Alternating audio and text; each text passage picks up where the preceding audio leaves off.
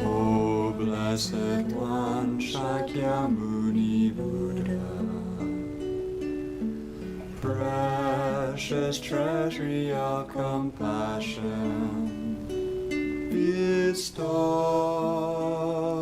bestower of supreme inner peace, you who love all beings without exception, are the source of happiness and goodness, and you come.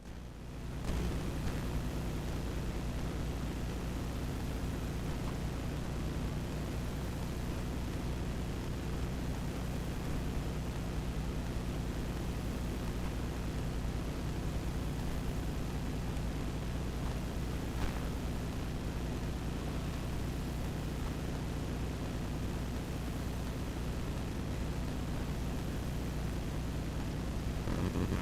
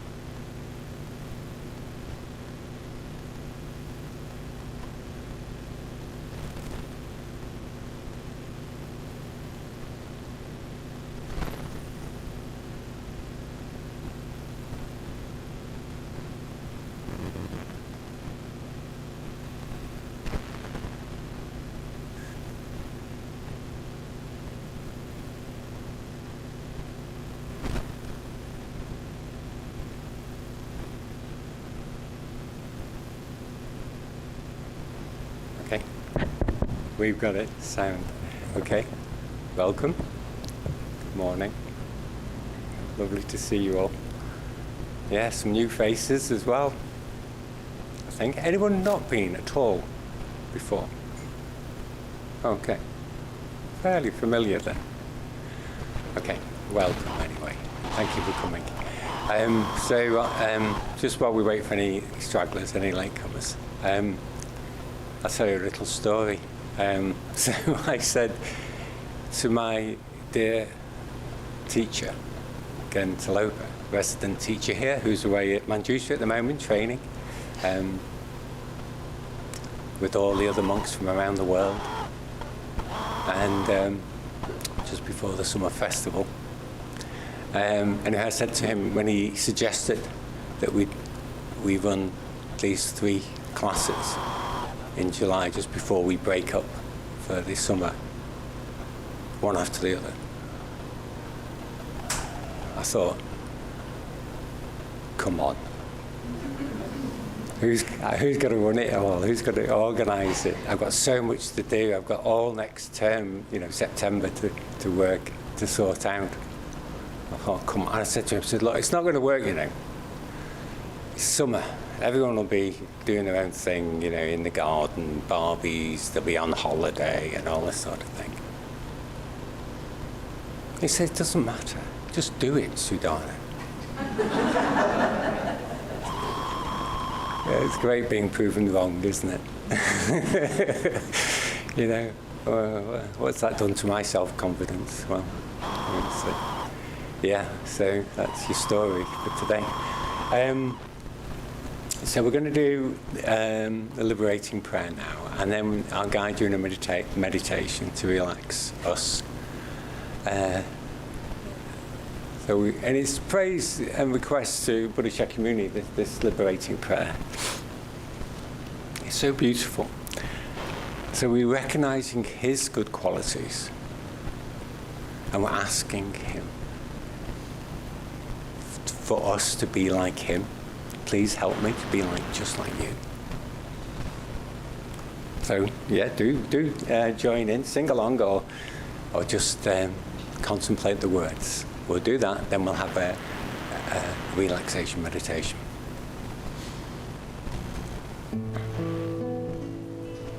O Blessed One, Shakyamuni Buddha,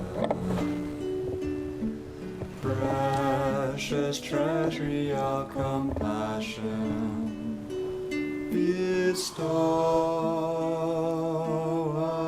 of supreme inner peace, you who love all beings without exception, are the source of happiness and goodness, and you guide us to the liberating path. Your body is a wish-fulfilling jewel.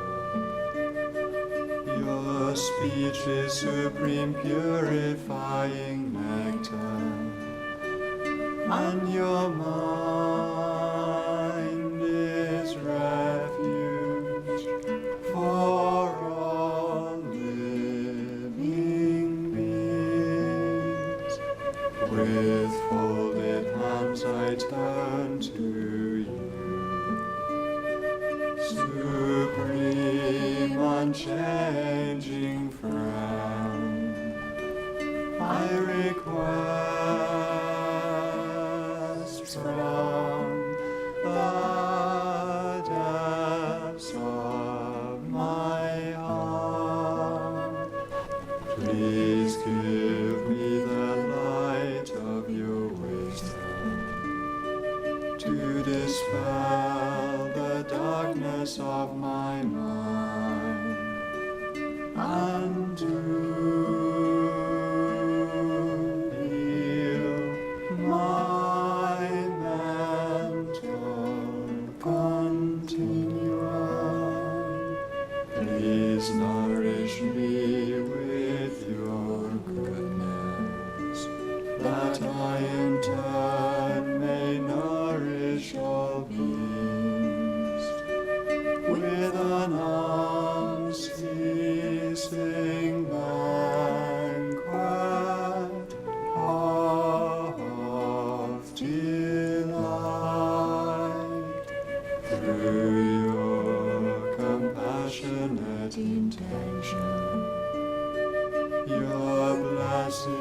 songs and virtuous deeds,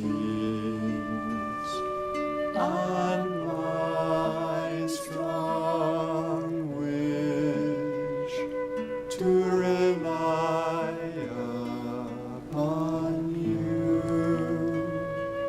May all suffering quickly cease, and all happiness and joy be fulfilled, and may holy Dhamma flourish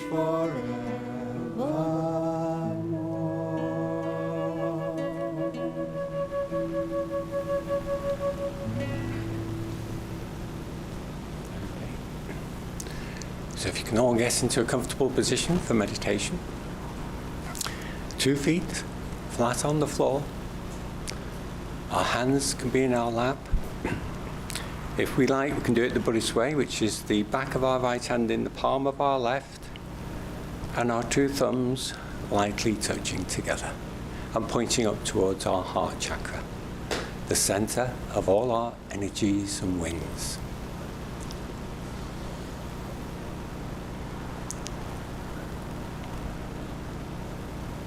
Okay, our back straight, but not rigid. Just let your shoulders go. And lightly close your eyes.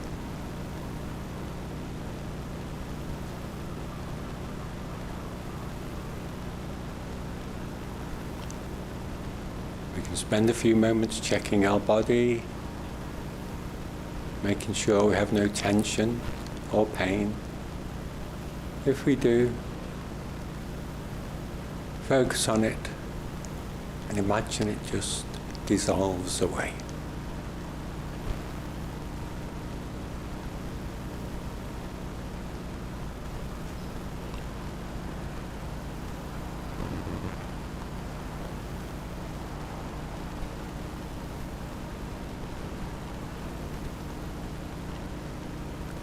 So we're going to bring our awareness onto our breath, which will be the object of this meditation. But first of all, we need to let go of the outside world. So let me guide you in. So first of all, we imagine that the universe dissolves away.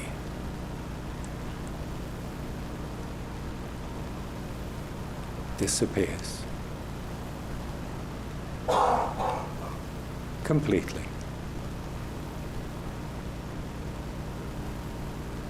into emptiness.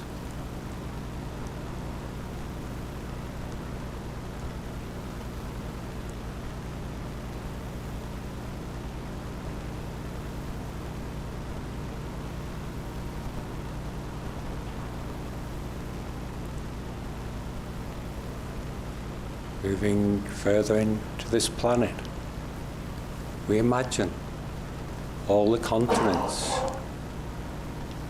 the oceans, and all the living beings that inhabit them.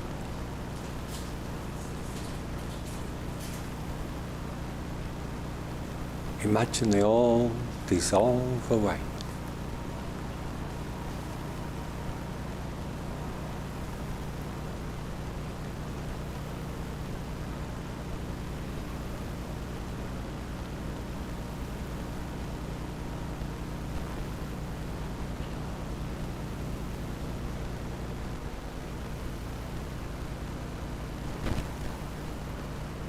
Then bringing our awareness further in to the immediate area around this building and from where we've come from today.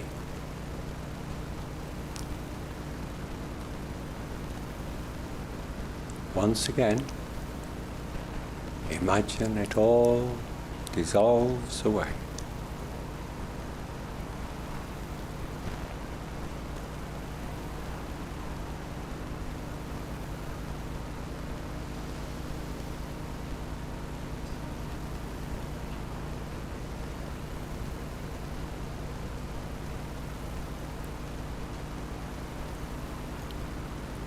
And even this room, the ceiling, the walls, the floor, and even the chair that you're sitting on dissolves away.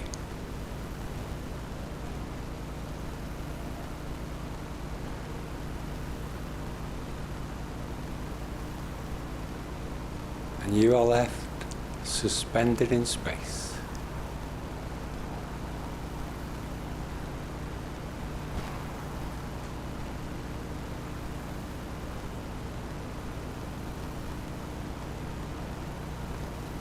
Body and mind.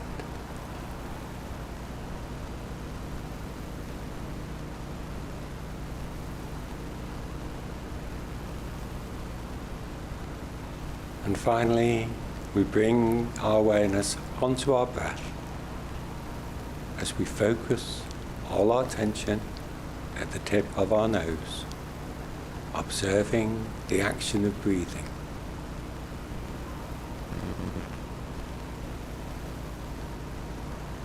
So please try to focus single-pointedly on your breath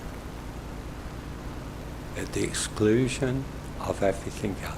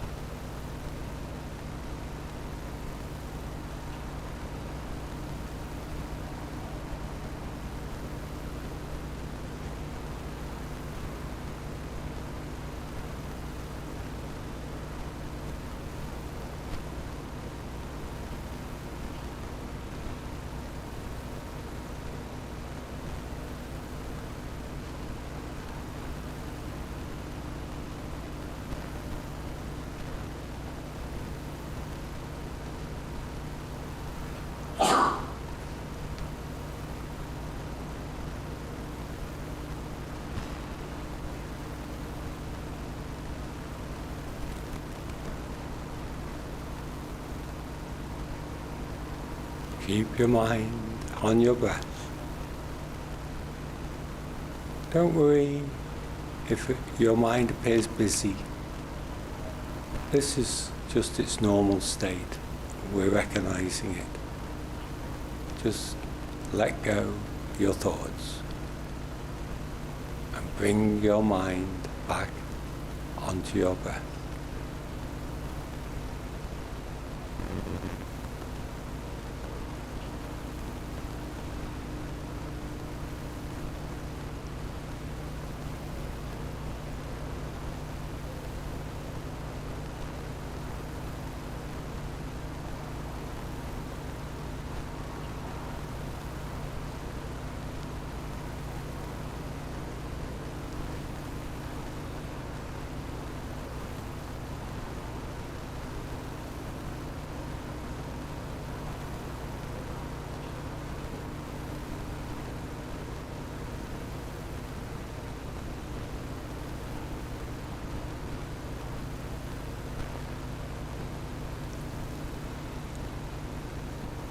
Gradually, our distracting thoughts fall away.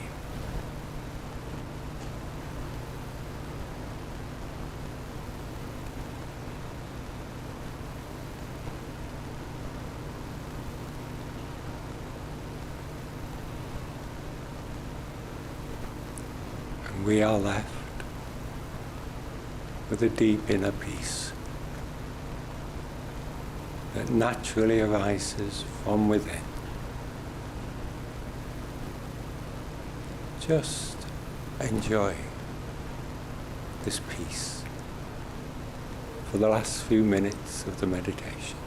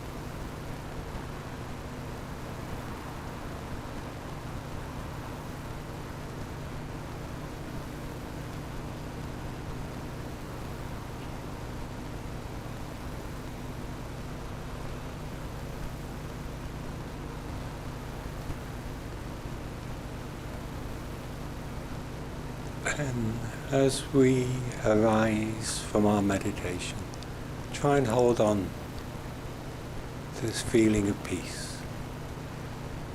Hold it in your heart.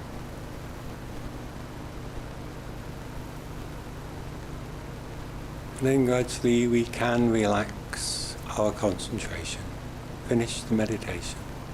And when we are ready, we can open our eyes.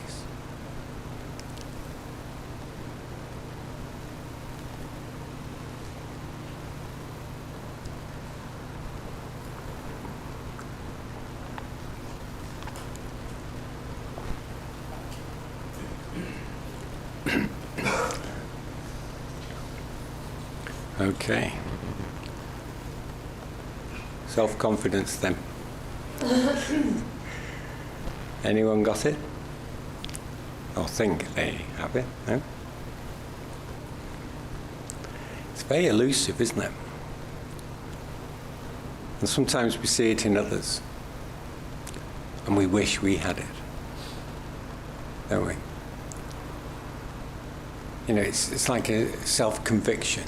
Oh, I wish I had that conviction that they have. They seem to be so confident in making decisions.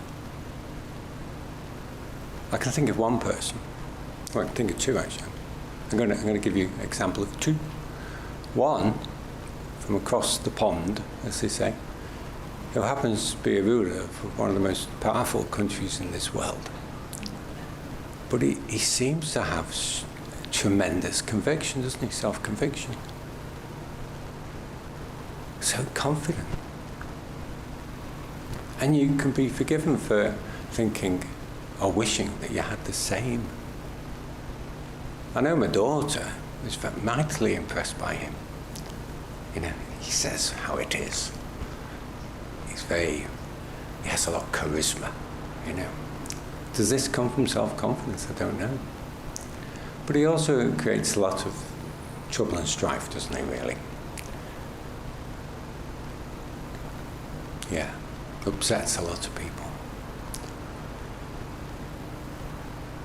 Lack of consideration for others, to a large extent.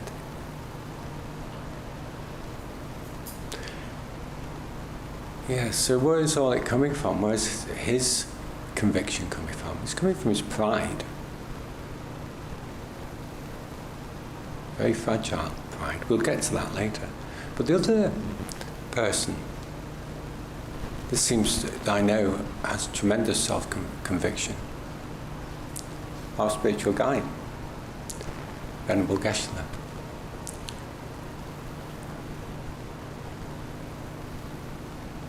You know, tremendous self-conviction. And so what has he done in terms of, he's made an awful lot of people happy. He's brought peace into the lives of so many people. Tens of thousands, maybe millions of people across the world. He's built 6 temples for world peace. So who's the peacemaker? Is it DT from across the pond, or is it VG, Venerable Geshe-la?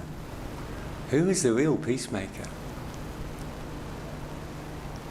But it's coming from his total conviction, Venerable Geshe-la, that he's doing the right thing for others. He only has others in his heart. So he once said, I think Genla Dekyan, our international spiritual director, she said, Geshe-la once said, you know, why are all my actions successful? Oh, he said, nothing to do with me necessarily. Other people do them. You know, you wonderful people do them. But I have respect for you. I have respect for you. That's coming from his love. And that's wonderful. But yes, so there is a story about how, you know, sometimes it's hard to go along with somebody who's got such strong conviction to the point where it challenges your own self-cherishing. So there's a nun called Kelsang Ringyal. You might have heard of her. So she's the New Kadampa Tradition's secretary, or she's the main mover and shaker, really, of the whole world. And she makes things happen. And she was like Gesle's right-hand man, or woman, or nun, depending on how you look at it. And there's this story of Gesle would go in to her room in the early hours of the morning and say, "Come on, Ringyal, get up. We have important things to do." And she would get, because he needed someone to type. You know, we talk about people with self-confidence, or we look at our own self-confidence and think, what abilities have we got? You know, we need more. We need academic achievement. We need to be able to IT. We need to be able to deal with the IT. But Gesle didn't deal with the IT. Didn't need it. He had other people to do it. He concentrated on he focused on what was most important. Leading, guiding, setting a supreme example, and giving pure Dharma teachings that had been passed down from guru to guru, from Buddha Shakyamuni here, in a direct lineage, unbroken lineage, from guru to guru. These teachings that you're receiving now are coming from Buddha Shakyamuni all the way down to Venerable Gesle.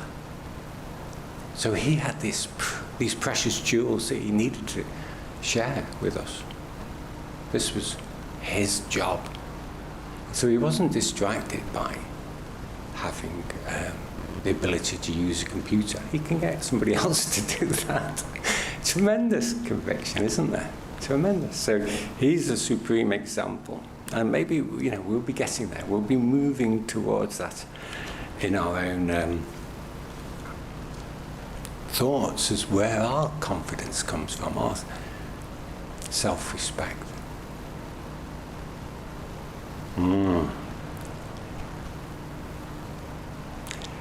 So where does our confidence come from?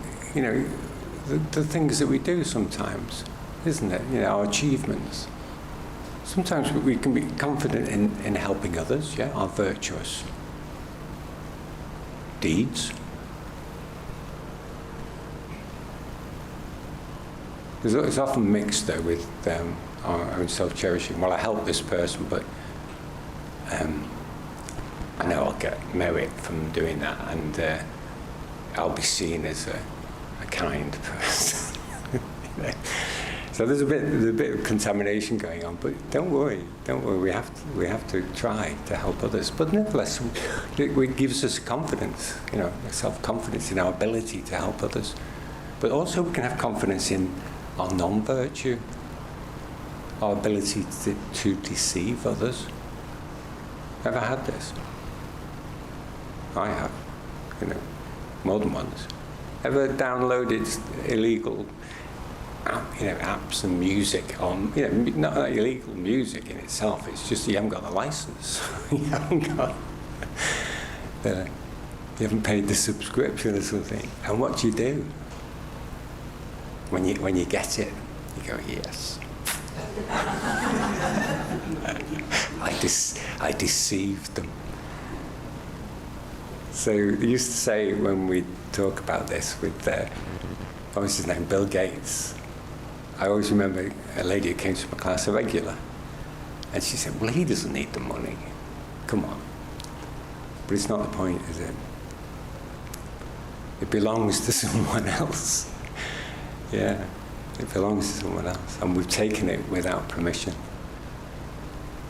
So I did this once. You know, when you used to get Microsoft Office, was it? And you needed a key, which was like this, 25 characters. And my subscription or whatever key had run out. So I thought, how do I? So I tried to load Microsoft Office in, and it wanted the key. So I took my old key, looked at all the characters, and I changed one of them. Just one. And it worked.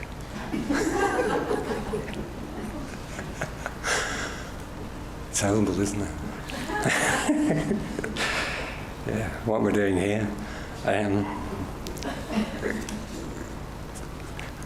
We learn. This is why we're here.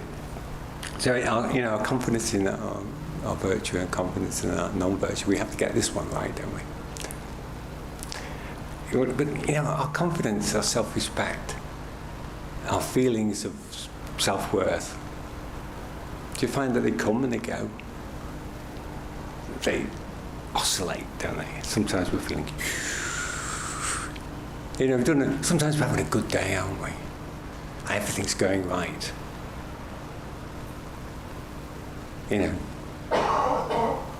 Especially when people give you praise and you're thinking, good day, I'm feeling really self-confident. But is this a true self-confidence? Is this authentic self-confidence? We'll come back to that later. But sometimes we're having a good day and we're going, yes, I'm on an up. But on others, we're on a down. We're very quick to hit the bottom, aren't we, sometimes? And what's it like when we're down there? It can be almost paralyzing, can't it?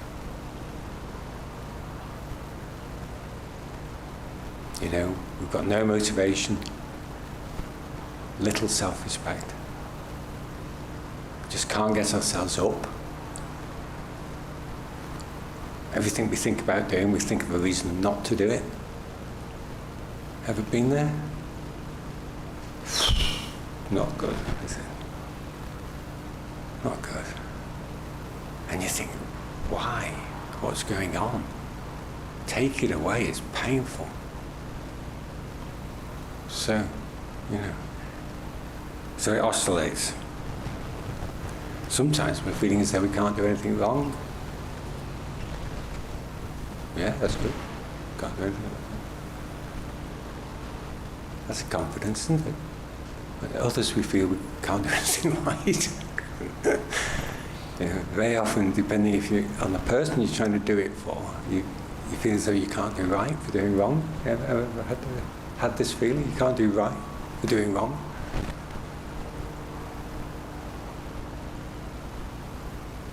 So I once, back at Odeana Centre in Cheshire, Kidampa Centre in Cheshire, my centre before I started moving around a bit. So we were having a course like this, and I arrived because I didn't live in. I lived at home with my family, and I came early, and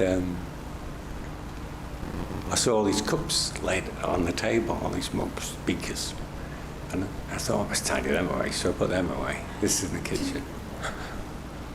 And then people started coming in, and I know they travelled from Wales. I said, would you like a cup of tea? Oh, yeah, please. And then Julie came in, the EPC, who I got on great with, I still do. But she was furious. She says, you don't offer people cups of tea. We'll be making cups of tea all morning. We've got to get the class together and sort the gomper out and all this. I go, oh, okay. And then a mum came in who was on the teas, who was responsible for the teas. She said, who's put the cups away? And it went on. So in those days we did a day course, This is a half-day course, unless we took you out at lunchtime. Okay, but in those days we did a day course, and we offered lunch as well, all in the price. So, but the members we'd be asked to bring some food, to offer people. So I bought a pizza. You can guess, can't you? So Julie's mum said, what's the point of that? It's not cooked. I said, just put it in the oven. And she said, well, there's a load of baked potatoes in the oven. You can't do right with it, wrong. So she put it in the oven and she burnt it. She was furious with me, absolutely furious. Anyway, can't do right for doing wrong. But we try, don't we? You know, what does matter is our intention. That's all that matters. Because we look at things and think, oh, I've been badly judged by this. I'm a useless person. But if our intention's correct, that's all that matters.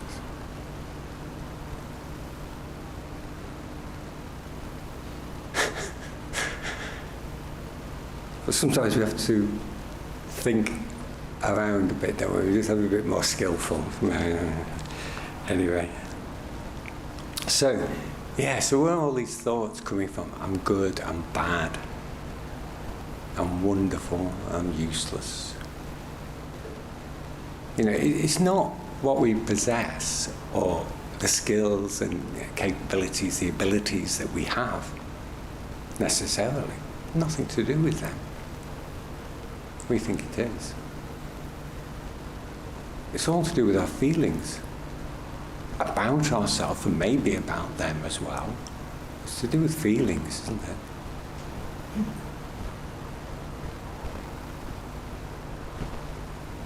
Yeah, to do with feelings. Yeah. So we've got to watch our feelings, haven't we? You know, so the most wonderful thing is that you're in a Buddhist centre, and I'll do my very best to explain about feelings, but it gives, you know, Geshe gives us, or, you know, Geshe Buddha, synonymous. Geshe gives us very clear instructions or directions and advice about feelings, and he said most of the time they are just delusions, okay? They're delusions. These feelings. So when we're feeling good, like I said earlier, mostly it's pride. We call it deluded pride. And it is, isn't it? And we pat ourselves on the back. You know, we puff ourselves up. I'll come to that in a second. Pride's a big one. But when we're feeling down, we're beating ourselves up, aren't we? It's demeaning ourselves, feeling useless. But it's a wrong awareness, isn't it? We say it's a wrong awareness. We're looking at both of these things, what we consider to be good and what we consider to be bad. We're looking at them and distorting the way it appears to our mind.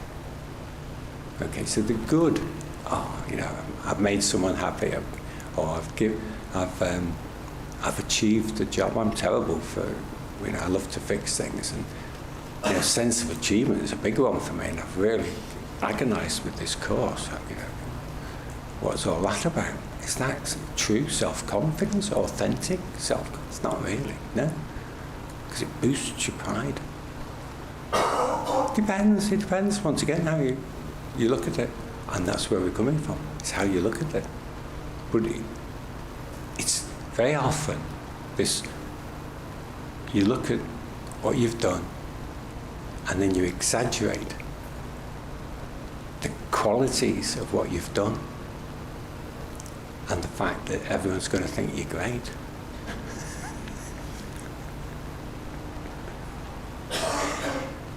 I've found fixing many things throughout my life, no one gives it down. No one, as long as it works. And very often my wife would say, I'd be very proud of the work I'd just done, or I was in the process of doing. And she'd come in and the place was still a mess, you know. I hadn't quite finished. And she said, I thought you said it would only take you 5 minutes.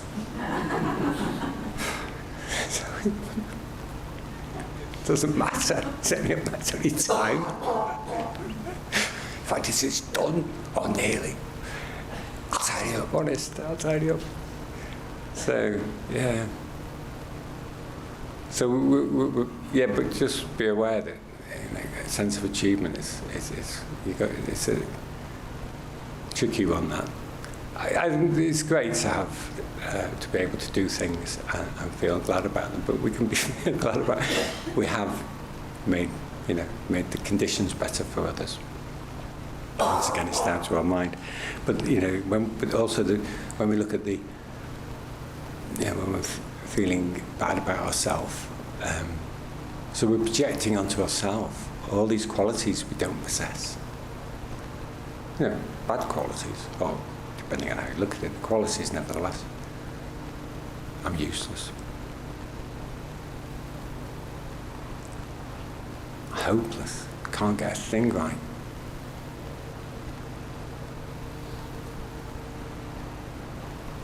No one likes me. I don't like others, but I'd like to like others. So it's all this projection, isn't it? Delusion. It's a distorted view. Our potential, we often talk about our Buddha seed that we have. Everybody has a Buddha seed within us. This is our great potential, to be a perfect being. And to be, we'll get to this later, maybe in the second half, but to be able to help all living beings. Be able to effectively help all living beings. So this is our Buddha nature, our essence of being. And whether you think, well, I'm not a Buddhist. Well, it doesn't matter. You don't have to call it your Buddha nature. You can just call it your nature. It's there, whether you like it or not. Well, this is our great potential. And this is what we need to identify with, don't we?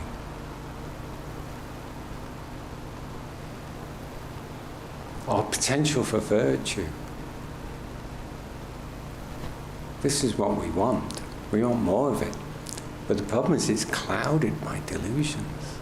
All these delusions. I think I'm great. I think I'm rubbish. That nuggets of gold are true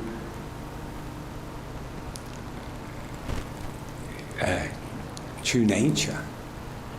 It's still there, but it's been clouded. It's covered in mud of our delusion. We need to remove that mud and reveal the gold. Okay, so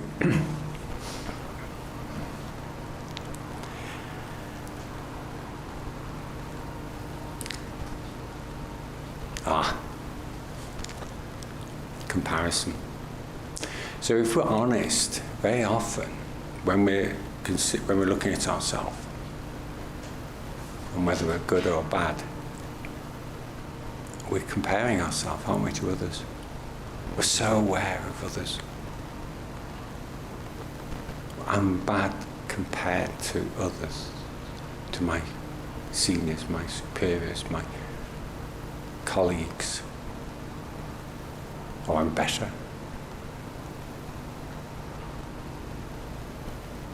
So it's all comparison, isn't it? Let's make sure I get this in the right order.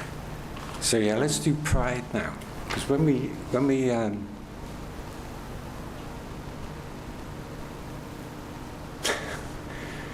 think we've done something right, as I say, we develop this strong sense of pride. But pride is quite an insidious mind. So I'll read from Joyful Path of Good Fortune, page 380. Deluded pride is a mental... Sorry. I'll just push that further away, switch. Oops, okay. Deluded pride is a mental factor that feels arrogant for slight reasons. If we are beautiful or handsome, if we have knowledge and understanding, if we are rich, if we have a good reputation, if we are good at sport, or if we are skillful with words, We can use any of these as a pretext for thinking that we are someone special and develop pride. You might recognize this. When we have pride, it feels as if we're standing on top of a high mountain, looking down at everyone else inhabiting the valleys below. If we listen to or read Dharma instructions with such an attitude, Dharma is Buddha's teachings, if we listen to or read them with such an attitude of self-importance, we will not derive much benefit. Just as rain that falls onto the peak of a high mountain does not stay there, but quickly descends and gathers in the valley below, so the Dharma that we hear when we are inflated with pride will not remain within our mind.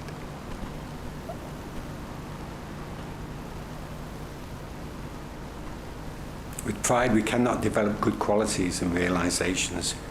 We're easily made unhappy because no one else shares the same exalted view that we have of ourselves. And so they fail to show us the kind of respect and consideration we feel due to us. We easily feel slighted or abused. Our pride makes us extremely vulnerable and highly susceptible to injury. It hurts, doesn't it? Because I recognise myself in that. Maybe you don't. But we recognise those traits within us. And they come and they go. But nevertheless, the opposite, though, Geshe is saying, with the opposite attitude of humility, we're not inclined to feel neglected or misused. And we are in a position to accept spiritual advice and learn from the instructions. Being receptive to guidance, our good qualities and realizations increase abundantly.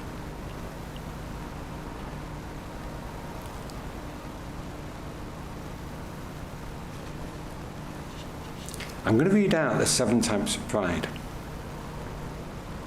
Because once again, you might recognize them. 7 types of deluded pride are pride over inferiors. We all know that one. Pride over equals. Oh. Pride over superiors. Very interesting, these. Pride in identity. Pretentious pride. Emulating pride and wrong pride.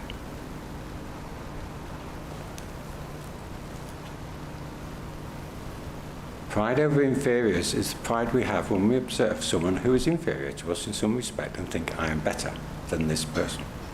Pride over equals is the pride we have when we observe someone who is equal to us in some respect and think, I am better than that person. Pride over superiors is the pride we have when we observe someone who is superior to us in some respect and think, I'm better than that person. This pride is also known as pride beyond pride because its object, the person who is better than us, is usually someone who also has pride. So have you ever done this? You know, I used to have, in my life there's been a couple of occasions when someone who you regard as your equal, maybe, got equal skills and abilities.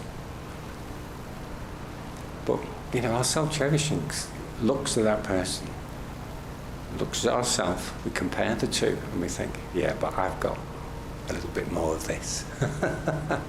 I'm better. Or, he's got a little bit less than me of this. It's horrible, isn't it? Horrible. And pride over superiors. You can look at someone who's clearly far more accomplished, far more accomplished. But we can still say to ourselves, but then we've got this that I've got. Ever done that? No? No, just me. Okay. This one, Gesser says we've almost all got pride and identity, is the pride we have when we identify with something such as our role, an idea. Ooh, yeah, my idea. I think it's a good idea. We should all understand this. Yeah, a job, pride in our job, or a country. Just thinking that because of our identity we are better than others. For example, we may develop pride thinking, I am a Buddhist, I am a Christian, I am a teacher, or I am very intelligent. Almost everyone has this kind of pride. Even beggars have it, thinking, I'm a clever beggar.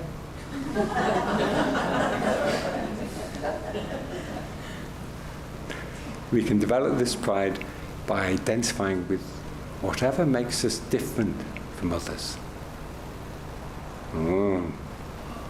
And then thinking that this quality makes us noteworthy. Okay?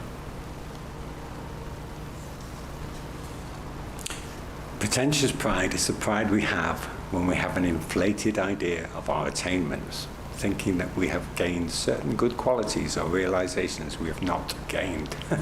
We have not gained. For example, okay, this is one we might not be able to recognize necessarily. We may sometimes be subject to hallucinations, and when we experience these, we may think that we've developed clairvoyance because we perceive special objects. Oh, this is a good one. Or we may sometimes achieve a calm mind for a short time and think we have attained tranquil abiding. This is the mind that can remain single-pointedly on the object in deep tranquility without moving at all, tranquil abiding. Or again, we may gain some new understanding of a simple subject and think we have gained great wisdom. Emulating pride, when we observe someone much more highly accomplished or holding a much higher position than ourselves and think, I am almost as accomplished as that person, or I have a lot in common with that person. For example, we have emulating pride if we have no spiritual attainments, but we imitate yogis and yoginis. So you often see people come, well, not so much these days, you used to see people come into the meditation room, and they'd be sitting there, and they'd have all the right gear, you know, the mat, the cushion, and then they sit in the right position with the fingers. Here we don't do that, we put them on our lap, but it doesn't matter.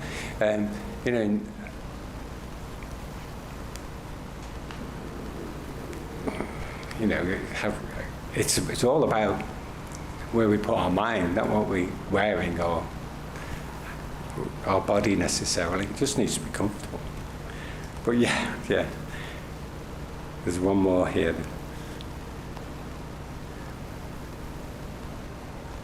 Wrong pride is pride we take in something that we've done badly or incorrectly, believing that that what we've done is excellent and praiseworthy. Oh gosh. For example, if we give a Dharma discourse full of false information and incorrect advice, we think to ourselves, that was an excellent teaching. So I hope you don't get that feeling at the end of this teaching. That's wrong pride. Again, if we give someone disastrous advice and then think how wise I am. This is wrong pride. So you might recognize one or two of those. Yeah. It's a pretty horrible mind, pride. And there's, did they call it? Oh, I don't know. But anyway, we must move on quickly. What's the common denominator or the ingredient of both the minds of pride, puffing ourselves up, and of like self-deprecation,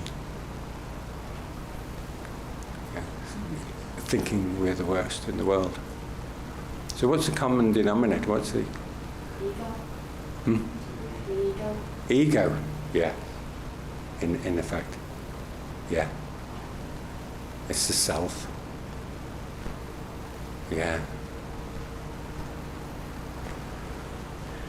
Thank you. So, this is what Buddha would suggest. Perhaps the mind that I have nothing to prove to myself or anyone else.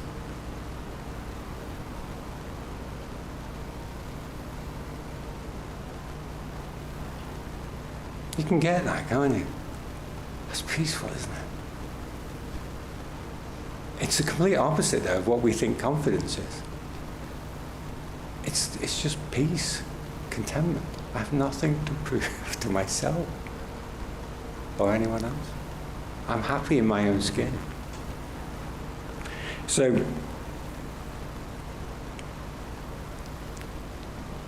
this is where we go into the new 8 steps to happiness. Beautiful book, and we're going to be using this quite a bit.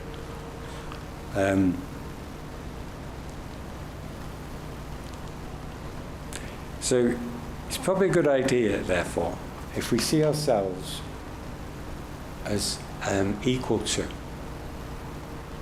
others, or less than, lesser than. Oh, I don't know about that. You might be thinking. Okay, so this,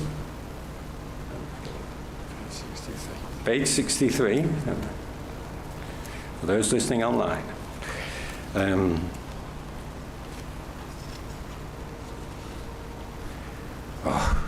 So 8 verses of training the mind. And it doesn't take Geshe Langpa Tampa, who wrote the verses, long before he gets straight to the point. And he says, whenever I associate with others, may I view myself as the lowest of all. Don't know about that. The lowest of all? Don't know about that. There's another line somewhere that says, see yourself as a servant to others. But if you think about it, it's a lovely mind. It really, and then the next bit, page 87, is explains exactly. As a result of regarding ourselves as superior and others as inferior, we perform many negative actions that will later ripen as rebirth in the lower realms. Blah, blah, blah. There's no value in viewing ourselves as more important than others and thinking only of our own qualities. It neither increases our qualities nor reduces our faults, and it does not cause others to share our exalted opinion of ourselves. Okay. If instead we focus on the good qualities of others, our deluded pride will decrease, and we will come to regard them as more important and precious than ourselves. As a result, our love and compassion will increase, and we will naturally engage in virtuous actions. Due to this, we will be reborn in the higher realms as a human or God, and will gain the respect and friendship of many people. Only good can come from contemplating the good qualities of others. And here's that verse. Do not contemplate your own good qualities, but contemplate the good qualities of others and respect everyone as a servant would. So this mind is a mind of humility, isn't it? And love, cherishing others, love. But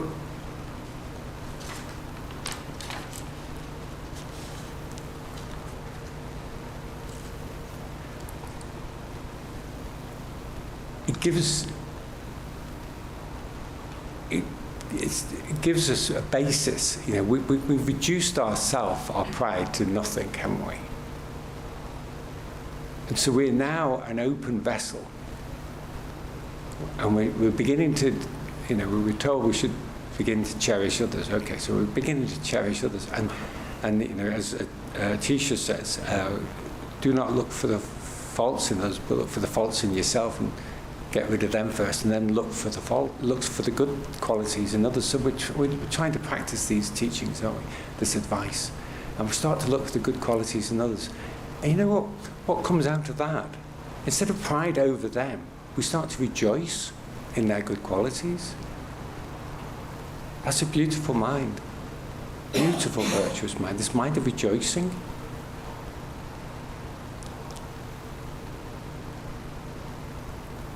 So it was, once again, I used to have a real problem going back to Uddiyana Centre. I think that was my training ground, wasn't it? You go into the meditation room, and there'd be all these people there doing the prayers or the meditation, and you'd think, it was in the early days, so I think they're all better than me. And you'd get, you didn't like that, and you didn't like them. You didn't like them for being better than you.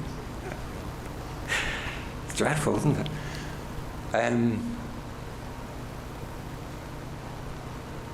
But then one day I thought to myself, I heard this advice, this teaching on rejoicing. And I thought, great, they're better than me. How wonderful, they've got these abilities, these skills. I know that through practicing these instructions, their hearts opening, they're becoming more loving and compassionate, more so I've got to say worldly wise, not worldly wise, but Buddhist wisdom. They're learning Buddhist wisdom. How wonderful! The world is becoming a better place. So you're rejoicing in the good quality, and then my whole demeanour changed completely. All of a sudden, just like that. And I never went back to hating them. I was thinking I was lesser, inferior. It was, you don't worry about self. It's this empty vessel that's ready to see the good qualities in others and rejoice in them. Okay. And I'm going to hurry along a bit now because we need to do a little meditation. But the most important thing, one of the most important things about having this mind of humility is when you see yourself as less than others, you can learn. You can learn so much from them. Our pride or idea of self often gets in the way. Why am I talking to this person? You ever feel like that? I'd rather be talking to that person over there. They sound more interesting. Dreadful, isn't it? But if you're literally at base, you've got nothing to prove to yourself or anyone else, and you just say, I'm not saying we love everyone, but we're trying to. That's the point. That's what we're doing here. We're trying to love everyone. So I'm trying to love this person, so I'll just sit and listen to them. They're talking to me, I'll listen to them. And you go, wow. Somebody who you thought was, on the face of it, first impressions, they didn't have much wisdom maybe.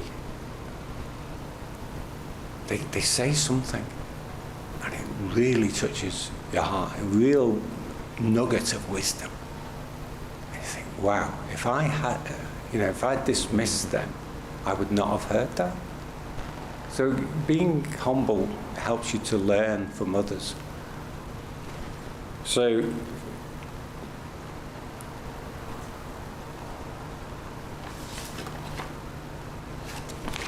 I was going to tell you a story, but I'll save that for the next session. So what we're trying to do, what we're doing then, about this ego, about this self-cherishing mind, is dismissing it, getting rid of it, kicking it out.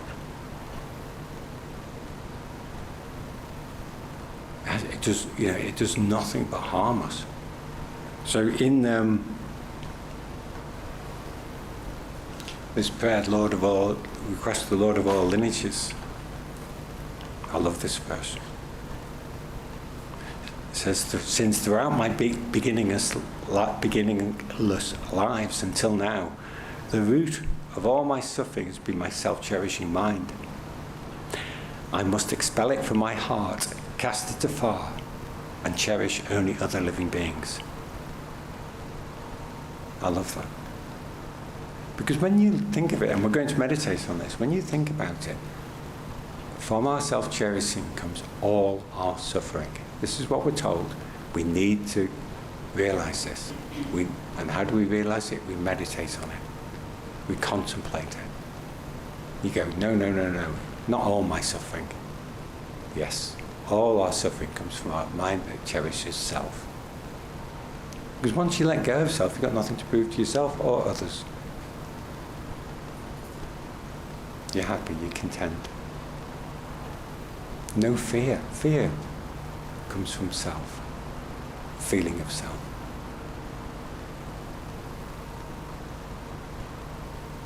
No pain.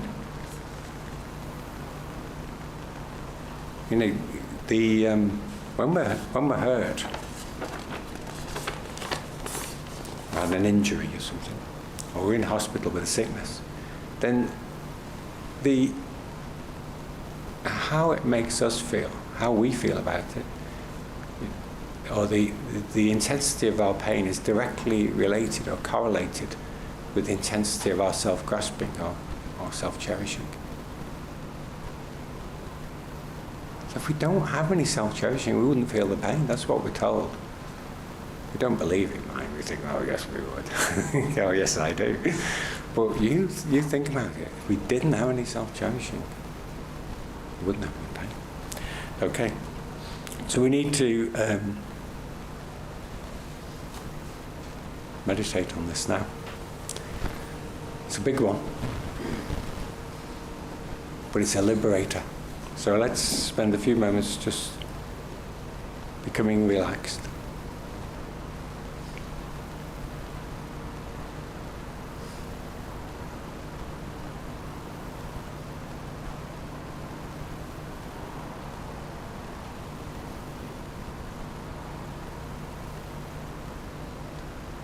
So Shantideva says, if all the torment in this world, all mental fear and physical pain, arise from cherishing oneself, what use is this fearful spirit to us? So this is the first part of the meditation. Please consider these words. All the torment, fear and pain come from cherishing oneself. Consider this, contemplate. Is this true?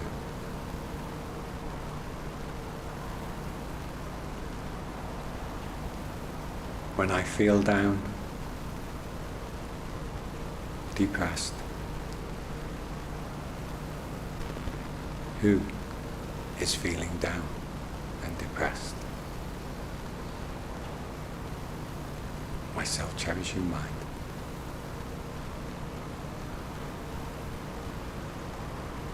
Painful.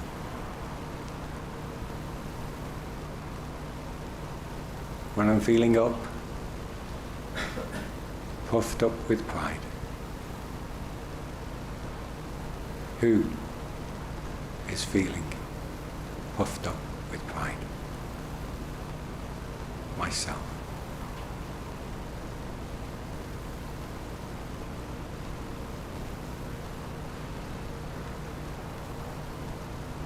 It's an overexcitement. It's a disturbance in our mind. It's the opposite of peace.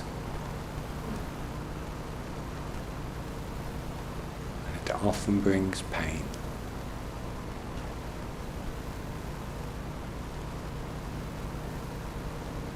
So I need to let go of self. Or maybe just try. Give it a go.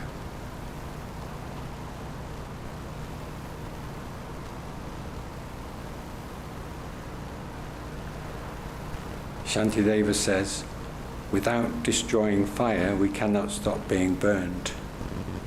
Likewise, without destroying self-cherishing, we cannot stop experiencing suffering.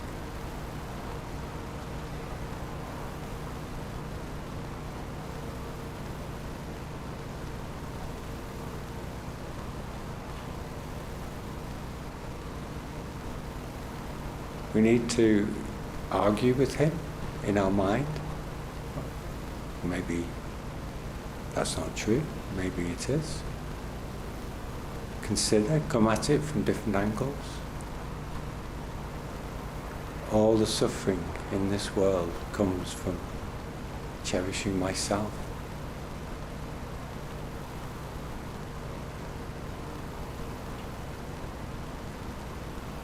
All the suffering for me in this world comes from cherishing myself.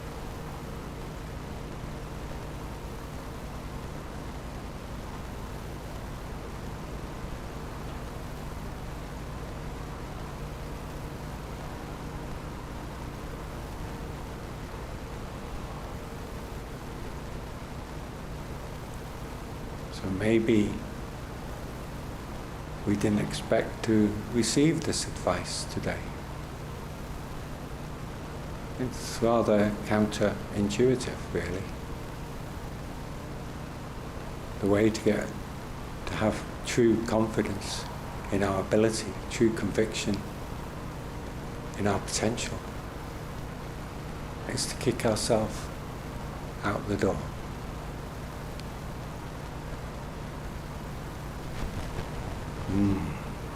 Just meditate on these points for the next few minutes and try and arrive at the feeling, the wish to start to remove our self-cherishing from our mind, from our heart. This will be the object of our meditation.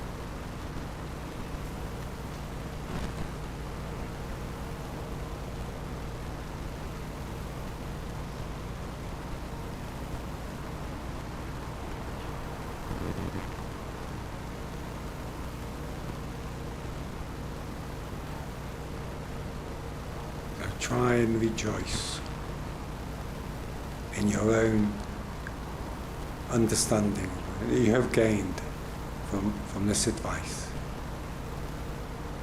Finally, I have found the cause of all my suffering.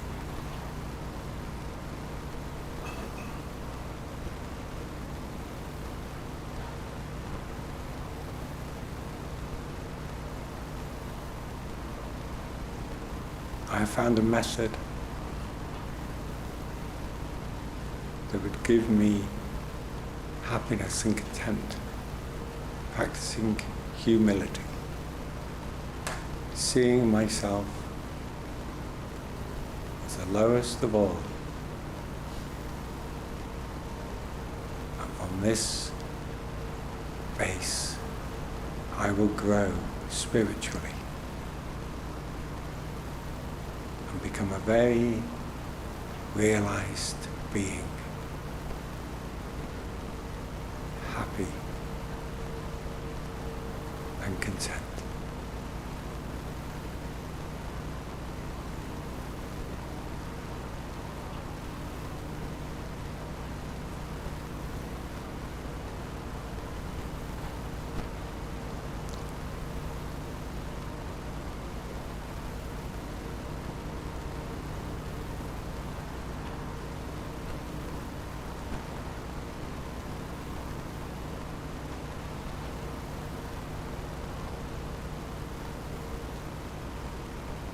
So keep this feeling in your heart. Try and practice it in the break, humility. And we can relax our concentration. Finish the meditation. And when we are ready, we can open our eyes.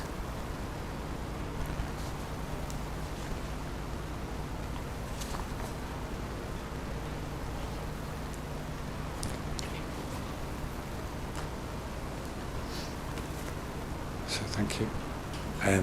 You've got 45 minutes now to have refreshments in the cafe, and then we return at 12 noon, yeah? Thank you very much.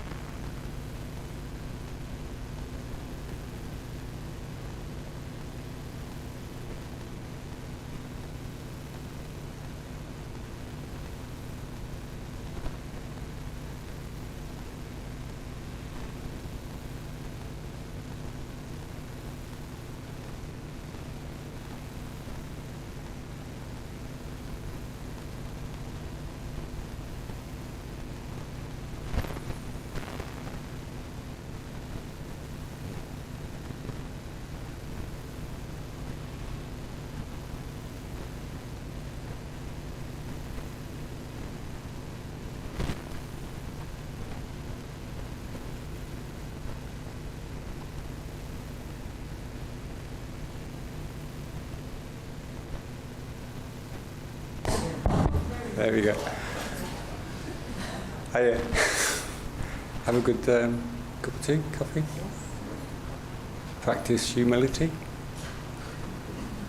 I did. I practice humility with Stella.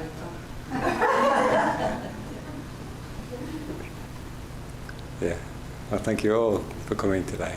It's been great so far, anyway. I really enjoyed this job I do. Good fun. So yeah, we've got quite a interesting meditation to do at the end, and yeah, I think we're getting there.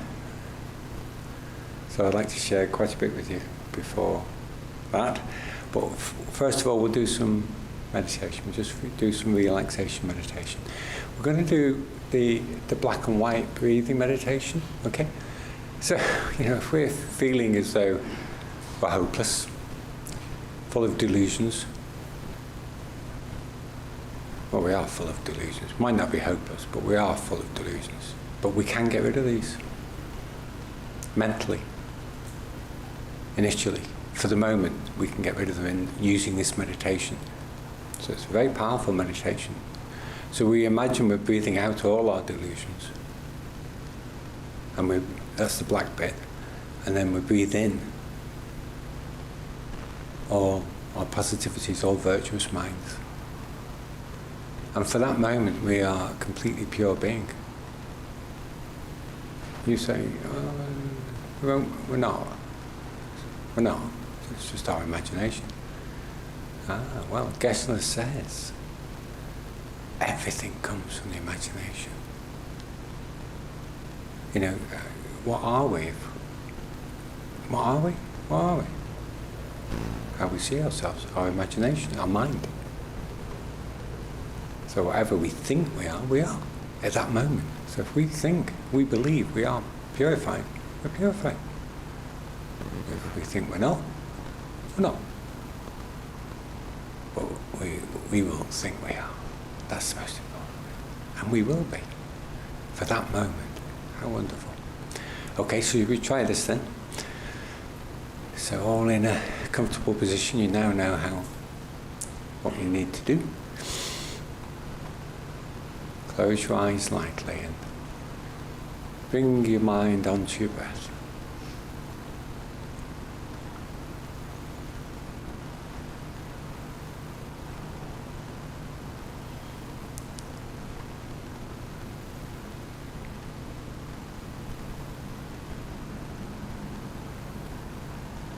So we're going to begin by expelling all our delusions, all our negativities.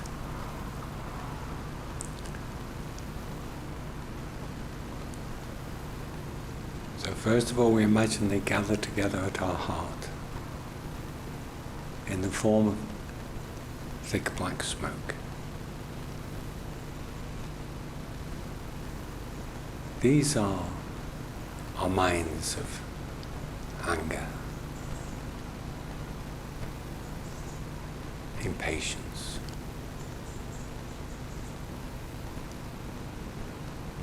our minds of pride and jealousy.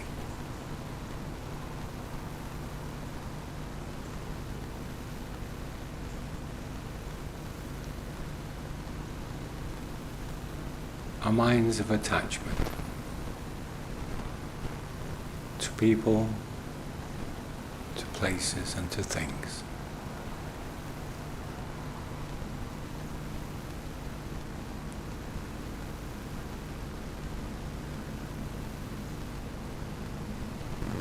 All gathered together at our heart.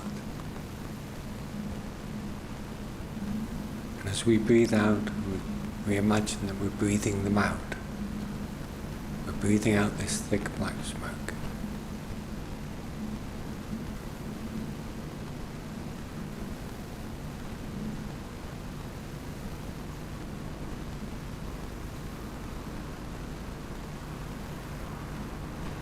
Really believe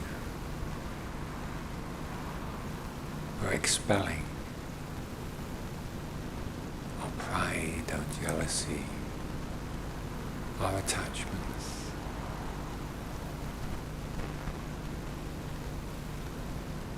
our selfish nature. Breathe them out in the form of thick black smoke.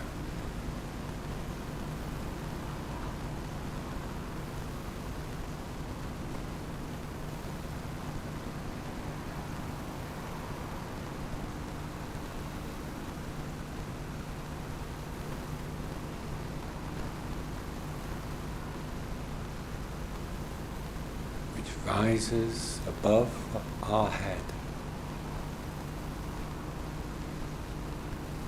and gets blown away far into the distance,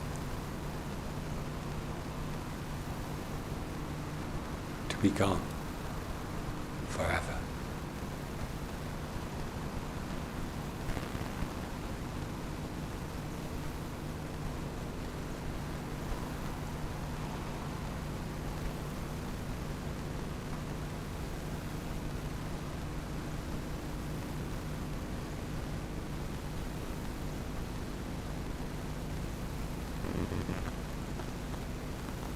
So now, having expelled our negativities, we can replace this with positivity.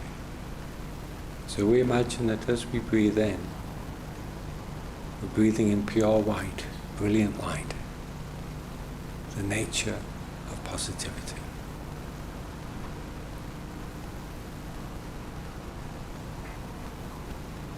We imagine these virtuous minds enter through our nose and fill our heart and our body. Minds of love, pure love and compassion, patience,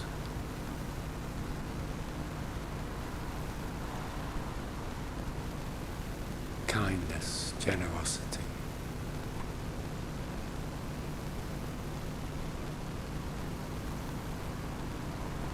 Humility.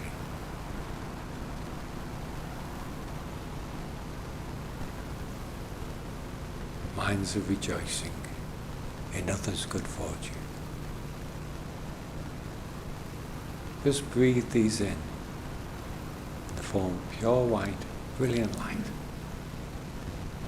that fills our mind and body.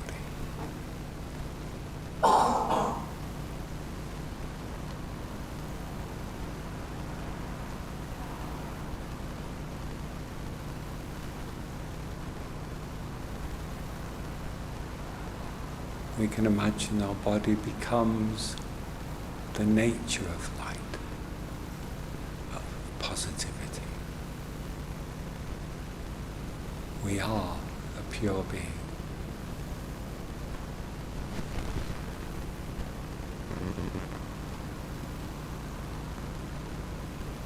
We can share this with the world, all living beings, as we imagine that from our heart, light rays radiate out, filling the whole room.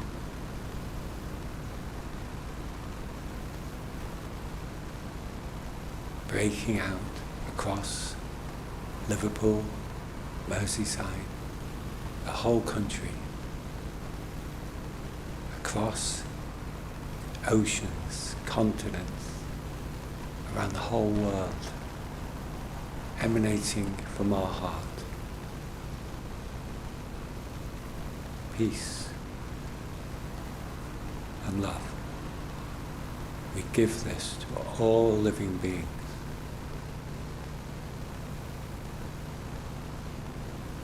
Imagine the smiles on their faces.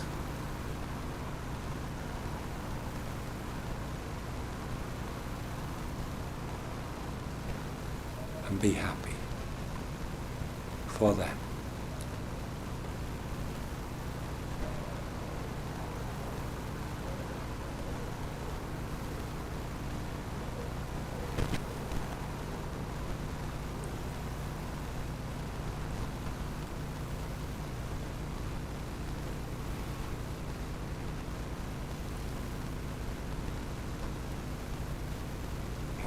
this beautiful mind, we can now relax our concentration, finish the meditation. And when we are ready, we can open our eyes.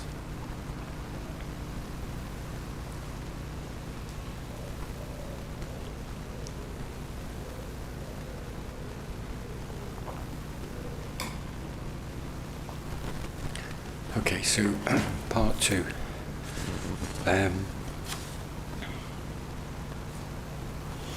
So yeah, came across this article or feature the other day on the web, on the BBC website. It struck me. So, and it relates very much to where we're going after the story. We're going to be looking at how we can conquer. How we can become a conqueror of our delusions. Okay? But very often we think that, or we have been guilty of thinking that we need to, conventionally conquer others, don't we? We have to beat them competitively. We have to beat them. We have to be better than them. Win at school, win at games, just be better. But where does that leave us? We know that leaves us with a pile of problems, because if we do become the best, then if we do become top number 1, what happens next time round? We have to become number 1 again. It's a lot of hard work. And Gessler says this. We wish our children to do well at school. And he's really questioning our values here. Because the child that does well at school comes top in the class.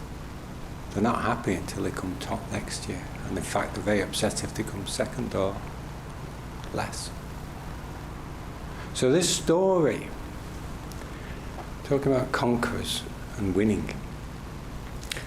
So, I don't know this guy, but he's a golfing pro, Scotty Scheffler. I should know him. He's been the world number 1 for over 2 years now. And he's earned more than £65 million in prize money. Not bad. So he's won a lot. He's won, he's beat people, and he's won money, but he's won this he's won these competitions. That's what's his driving. This is his driver. But he says, this is a direct quote, this is not a fulfilling job. He says there are lots of people that make it to what they thought was going to fulfill them in life, and you get there, you get to number 1 in the world, and they're like, what's the point? What was all that about? What's the point? He says, I really do believe that, because what is the point? Why do I want to win this tournament so bad? That's something I wrestle with on a daily basis. So he talks about, he can't understand why he's being driven to win, but of course he'd be distraught if he didn't. He said, but you win, and the elation lasts for literally seconds, 2 minutes at most, and then it's, what about the next one? I've got to prepare for the next.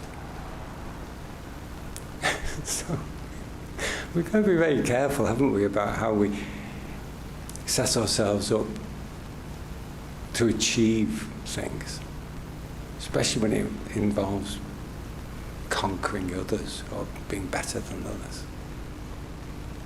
This poor guy, he just can't work it out why he's being driven to do this. And it's probably coming from his past karma, but it's his fear, isn't it? Fear of loss, fear of not getting there, of being number 2. That would kill him.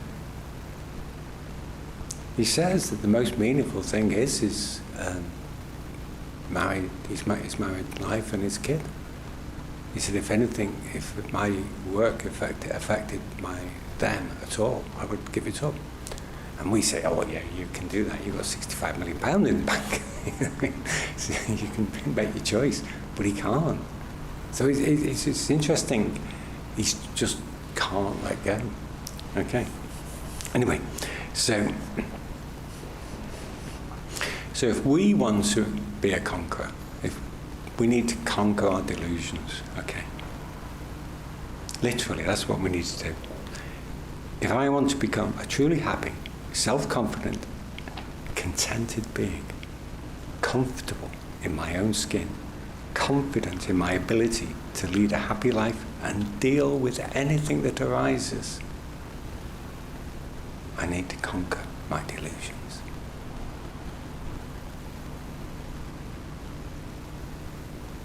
So we don't often hear this, do we? This is running, as I say, counterintuitively to how we're taught in terms of, to be happy, you need to be, you need to win. We don't.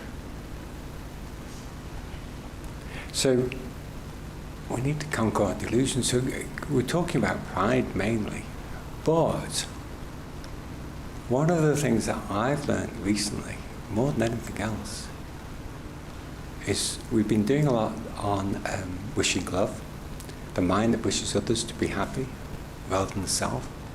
And the advice or the guarantee that we're given is that if we love others, we can't be angry with them. And if we are angry with them, or we don't like them, then we need to love them. And that's the big one, isn't it? So for me, it's taken me a while, 30 years doing this, but I eventually got around to thinking, I'll give this a go.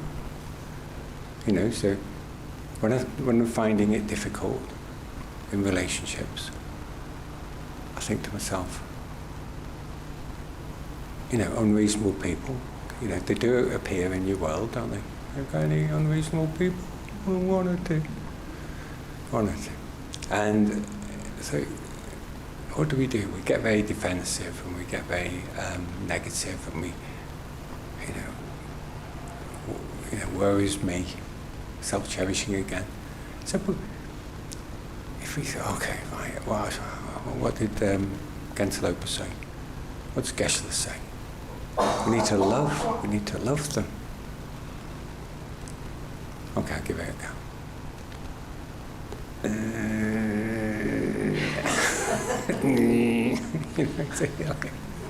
You're like this. Try and love them. And then all of a sudden it clicks in. I do love them. And then, just like that, in an instant, your view changes. And you do love them. It's all gone. All that angst is gone completely. And you've let go. And all your problems, concerns with these situations disappear in an instant. So, you've probably had this experience yourself. I remember when a long time ago when I was a young man growing up, and my mum said, I probably said to her something like, I've got a bit of a problem here. I get angry very easily, and I think I'm getting upset with my dad a bit. She said, well, you need therapy, son. She was a therapist, actually, but of course she wasn't going to do it herself. So she sent me to this guy, and you know what they're like, these therapists. They're good. I mean, they're good at the job, but they just sit and listen, don't they? But they guide you out of the problem that you've got cooking in your heart. So he said something like, tell me about your dad. So I started telling him about my dad and the problems I had with my dad. Because we worked together, you see. And but then gradually it dawned on me, I loved him.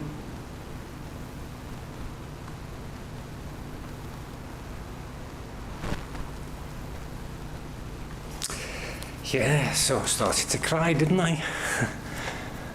It was really, and it just changed my world. The whole relationship changed. all my problems are gone. You know, all my hang-ups. It really was beautiful.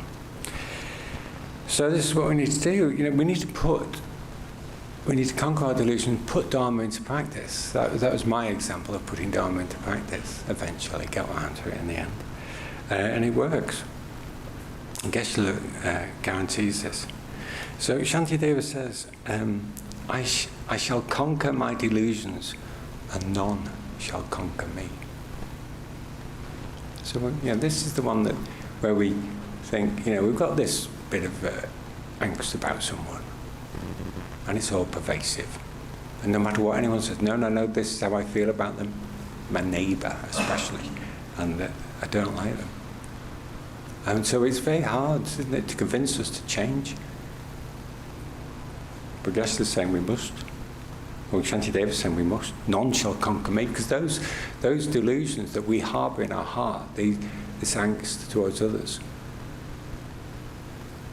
are harming us, giving us negativity and disturbing our peace of mind, completely disturbing our peace of mind. We haven't got any peace of mind because we drive home. This is if you've got a bad neighbour, and we've all had them. Yeah, we've had a few. I've had a few in my life. I could tell you another story, but I won't. We haven't got all day. But you drive home at night and you think, oh gosh, I hope that guy's not in his garden. I don't want to meet him,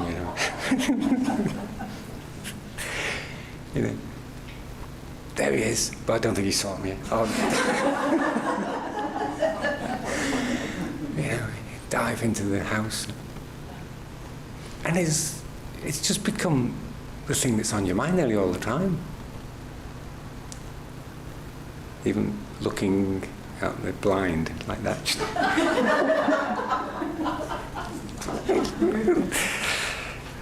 Dear me. Hate him. How many times have you moved to avoid the neighbours? Okay. So these are conquering us, aren't they? Our delusions. Conquering our peace of mind.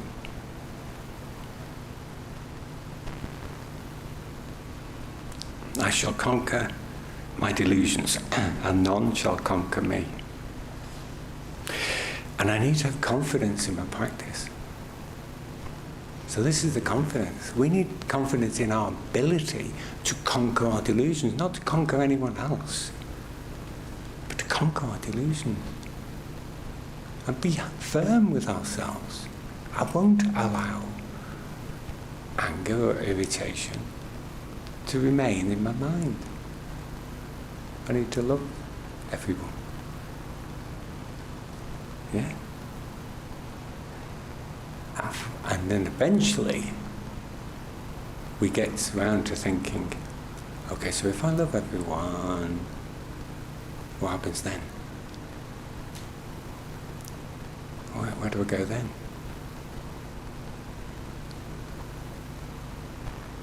Well, if you loved everyone purely, 100% every living being, you would be an enlightened being. Nah. Yes.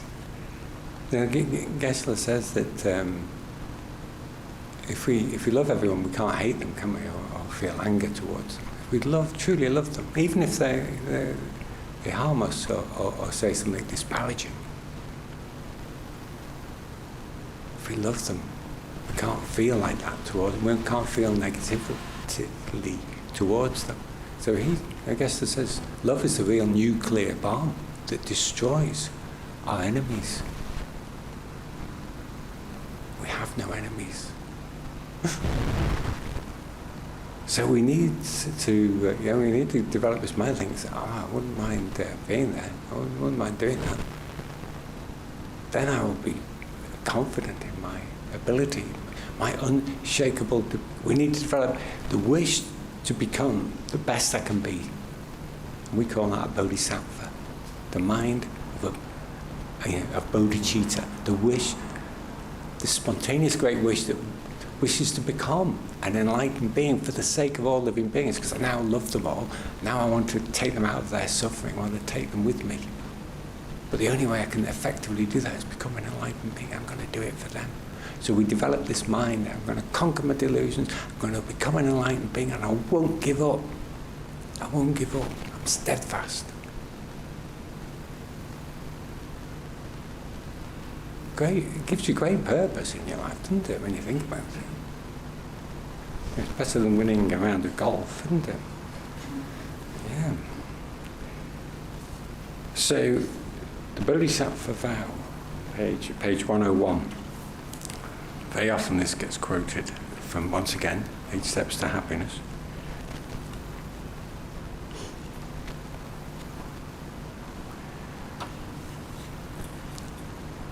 The Bodhisattva vow, for example, in which the Bodhisattva promises to overcome all faults and limitations, attain all good qualities, and work until all living beings are liberated from the sufferings of samsara, is an expression of tremendous self-confidence, far beyond that of any self-centered being. Tremendous self-confidence.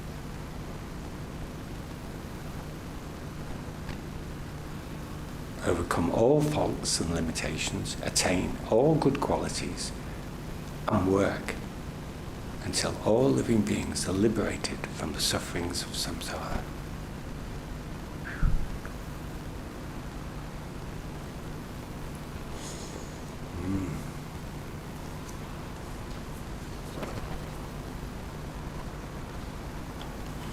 And hence I realize my true potential.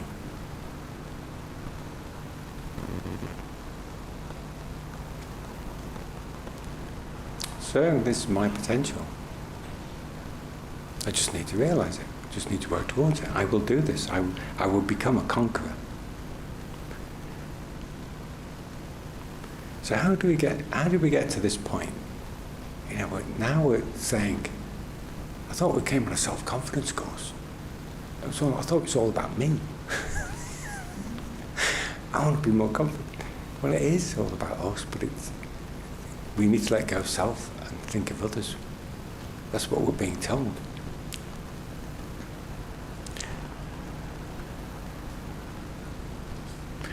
Yeah, so, you know, we're saying, but I'm not very good at looking after myself here. How can I look after others? Well, we just need to listen, contemplate the teachings. Listen to Buddha's advice. Listen to the advice, meditate on it, realize it, and put it into practice. Okay. We're told that the more we cherish others and act to benefit them, the greater our self-respect and confidence will become.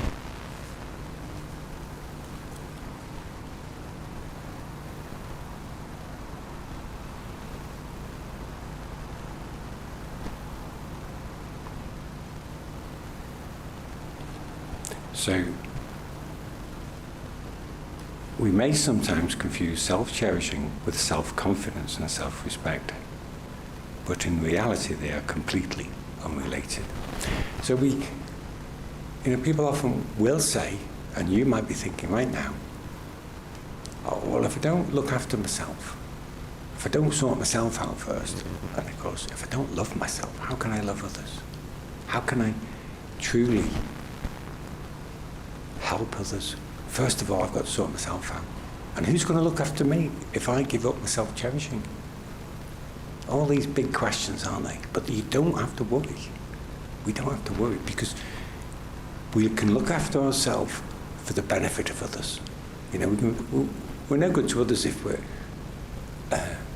not feeding ourselves or cleaning ourselves, smelling funny, or, you know, cleaning our teeth and turning out in a respectful manner. We need, you know, we can look after ourselves for the benefit of all living beings. So, you know, that's going to happen to us.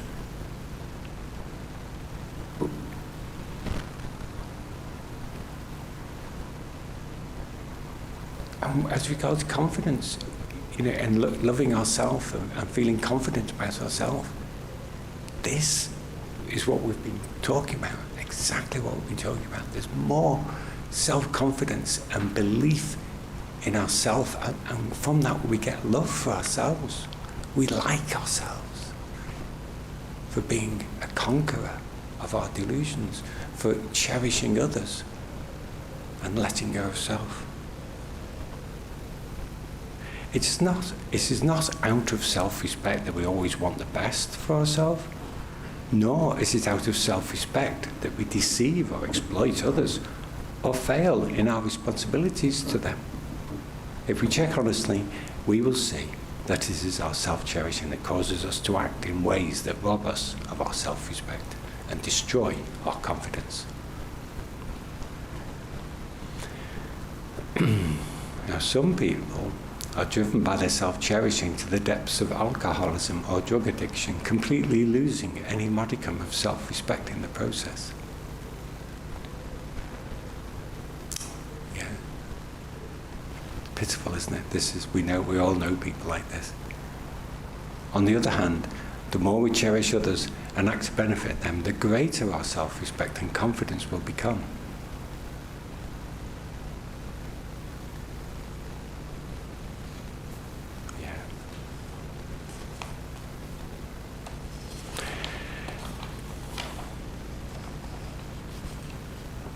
So this is going to go into the mind of cherishing love now. The mind of cherishing love, which is leading into bodhisattva, bodhicitta view. So we contemplate the suffering of all living beings. So we think, just like me, everyone else is suffering, just like me. Everyone else is suffering. This is called equalizing self and others. So it is a great equalizer. It's a great leveler. That even the person who's giving me a hard time, they are suffering just like me, and they want the same things that I want. This is, the two common denominators of every living being. They want to be happy. They want to be, and they want to avoid suffering.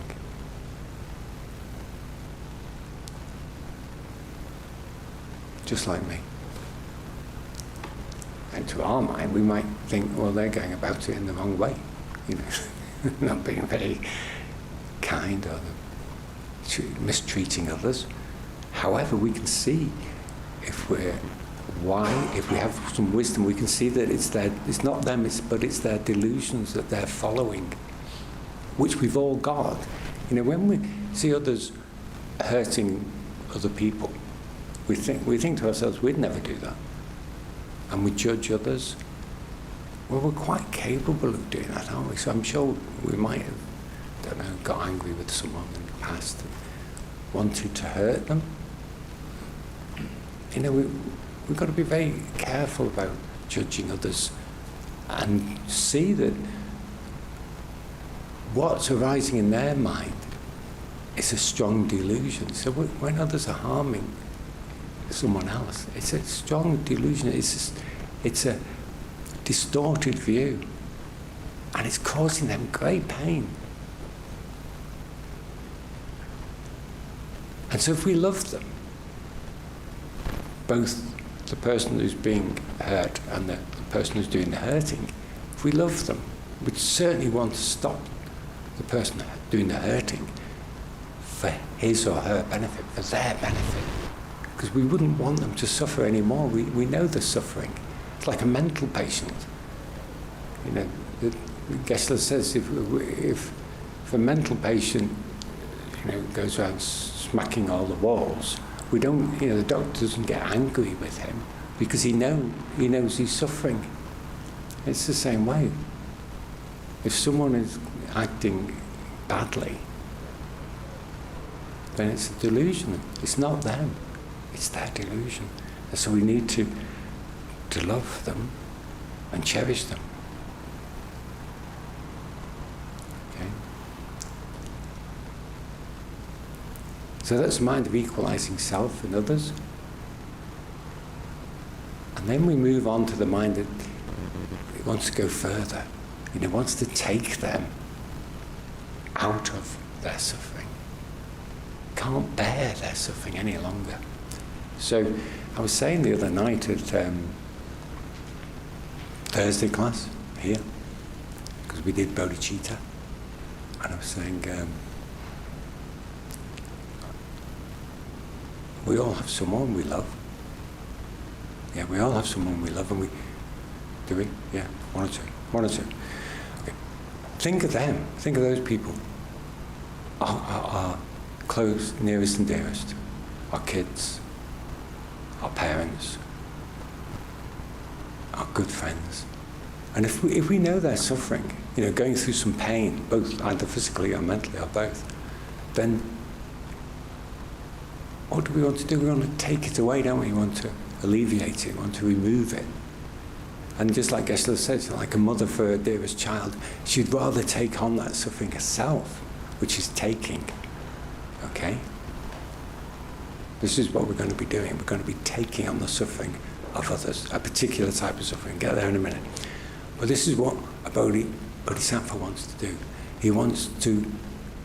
He's working towards this mind that wants to remove the suffering of all living beings because he can't bear it. Most of the time we're guilty, I'm talking about myself here, guilty of not considering the suffering of others. We're just a bit wrapped up in ourselves, really, aren't we?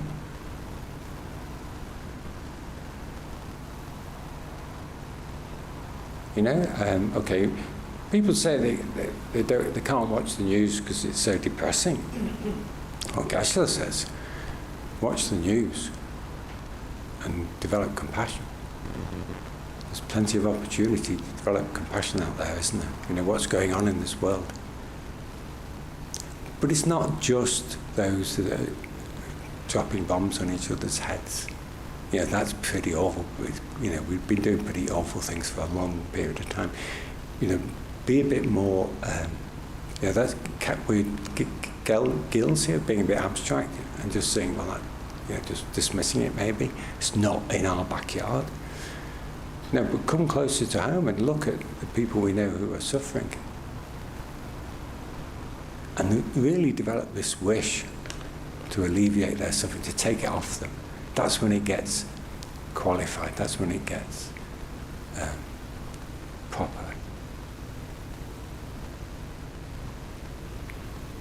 Proper compassion, wishing to take away the suffering. Because we feel it and we don't want them to suffer. Yeah. So then, finally, we then move on to this realization that the only way we're ever going to stop the suffering of both myself and others is for me to become an enlightened being, become a bodhisattva, become an enlightened being, and through that,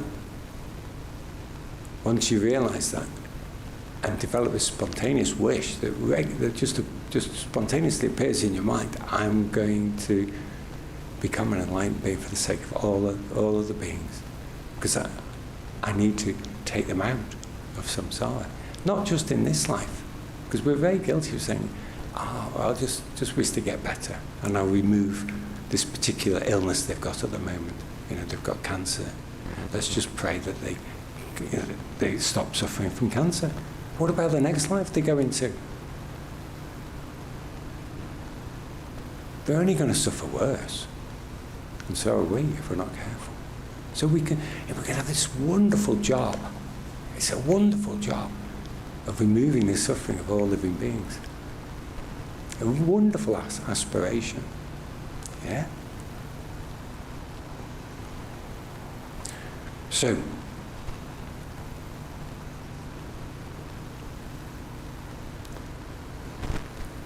what I'd like us to do is to consider, first of all, ourselves. Okay, that's not so difficult. We're quite good at thinking of ourselves. But we think about our own suffering, okay? Especially our thoughts of our inadequacies. You know, this is going back to I'm not that confident. In fact, I'm pretty, I have a very low view, low self-esteem, okay? So we consider this, okay? We contemplate it until we really engender it in our heart and see the pain. You know, feel the pain. But then we think all other living beings, or in fact there are many living beings, not all necessarily, but there are many living beings that are suffering in just the same way. They're suffering in just the same way. So that's not difficult for us to do, is it? You know, it really does get over our self-cherishing, our feeling of woe is me. We immediately relate to the suffering of others because we understand, we can't deny it. In fact, it's quite interesting how your mind has this ability to agree quite quickly. You don't have to convince us that others, they're bound to be suffering in just the same way, if not worse. And we can say, you know, how fortunate we are in that we have got maybe support systems around us, either our family or the NHS or whatever. But some people don't even have that. So then we're looking at their suffering and we realise that these living beings, and we're exchanging self with others. You know, we are experiencing their suffering just like we experienced our own. We're really feeling it. You know, I wouldn't wish this on anyone, but indeed, others are suffering just like me. I wouldn't wish this on anyone. So what we can do then, we'll do this meditation, you know, for about 15 minutes. So we'll really get a feeling for this, and really feel that their pain in just the same way we felt our own. That's stage one, feel our own. Stage two, feel theirs. Okay? And then we're going to mentally imagine that we're removing their suffering, take on their suffering. Okay? And what happens is, literally, this is what happens. You take their suffering into your heart. Okay? And then you've got to believe this, have faith. This is actually happening.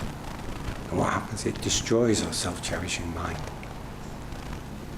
And not only that, and this is the beauty, this is the point of this meditation, it also purifies our negative karma that would have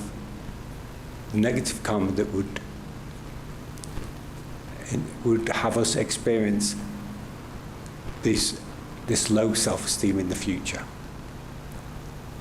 Does that make sense? So by taking on the suffering, the low self-esteem of others, we're purifying the karma that we've still got latent within us. Because since beginningless time, we've collected karma,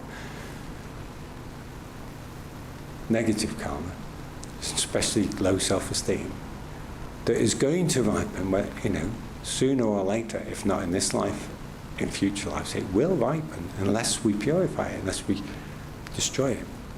And we can do that through this taking meditation.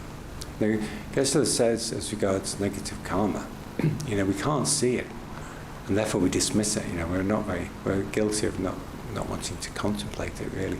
But he said if it had form, it would fill the whole of the universe. So there's a lot of negative karma. But for today, for now, we're looking at this low self-esteem.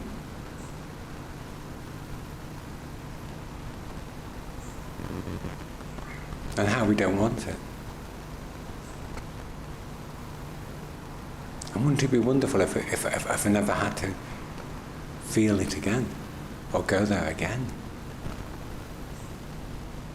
By doing this meditation, it's maybe not happening instantly and overnight, but it will begin to purify the karma that we've created in the past. It will purify karma. So in the future, we'll be relieved from experiencing it.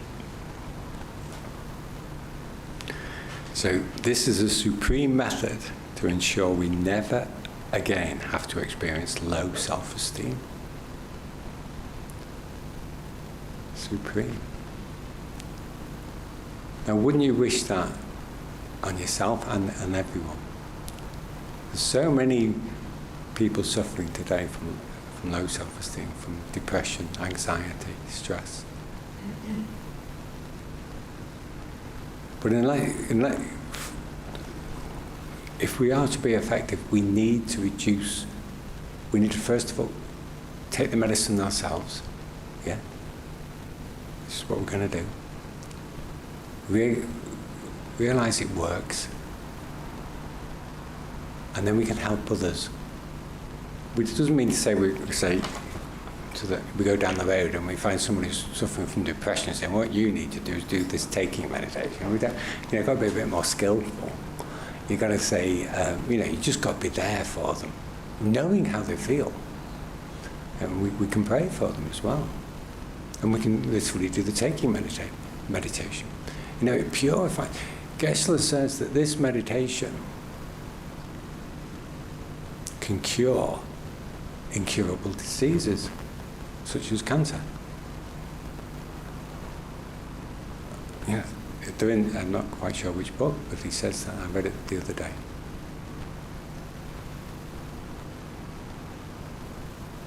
How does that work?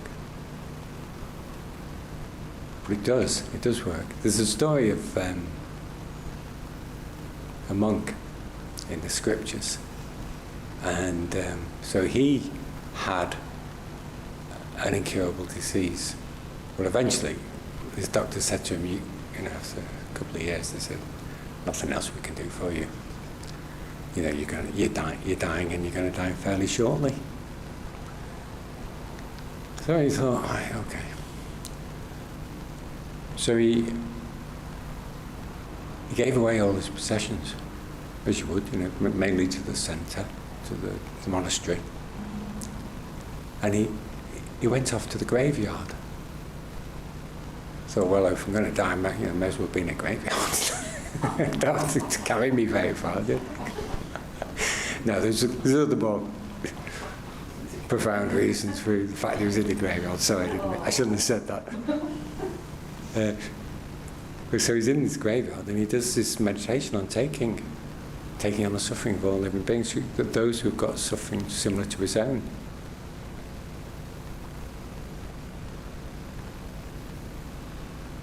Guess what? He was cured. Completely. So he had to go back to the centre and ask for his stuff back.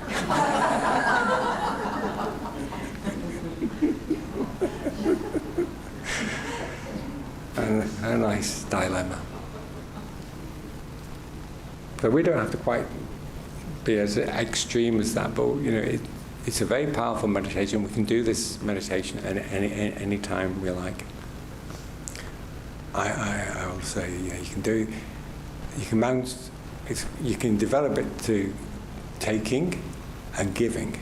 Okay, so we practice first of all in taking, and then we imagine that we're giving whatever they need to alleviate their suffering.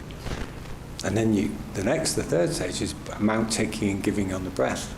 As you breathe in, you take in their suffering. As you breathe out, you give them whatever they need. So you can do that anyway. So Geshe-la says you can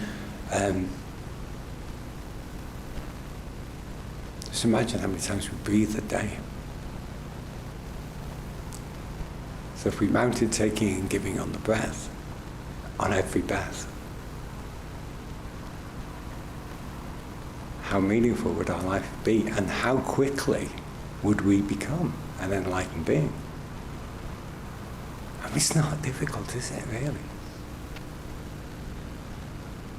It's very powerful. And it helps with your wins as well, if you do it, mounting, taking and giving on the breath.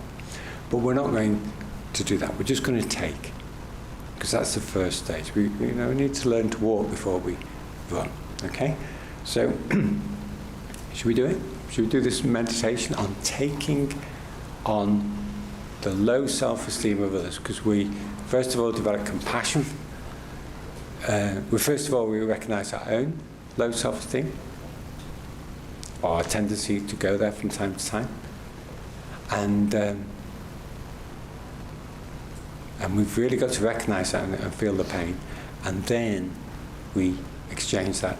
We exchange with others, and we see, we appreciate just who else is suffering. I'll guide you through it. And then we imagine we're taking it all on to us, okay? And purifies our negativities, our karma. All right, so let's get in a comfortable position.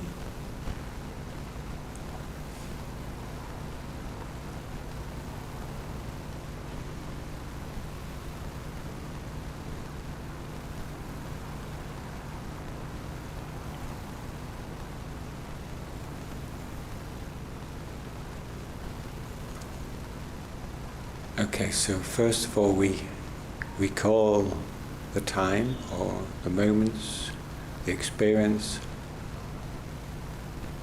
when we felt useless or incapable.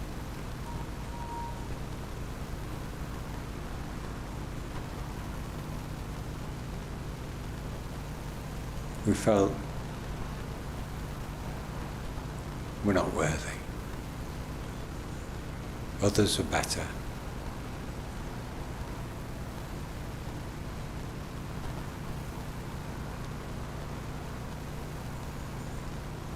I just can't do it.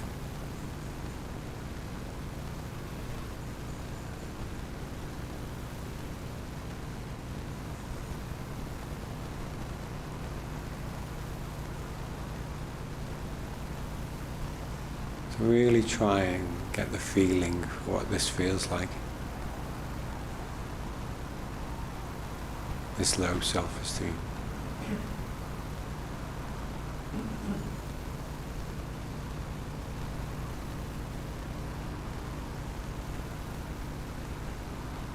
How negative it is.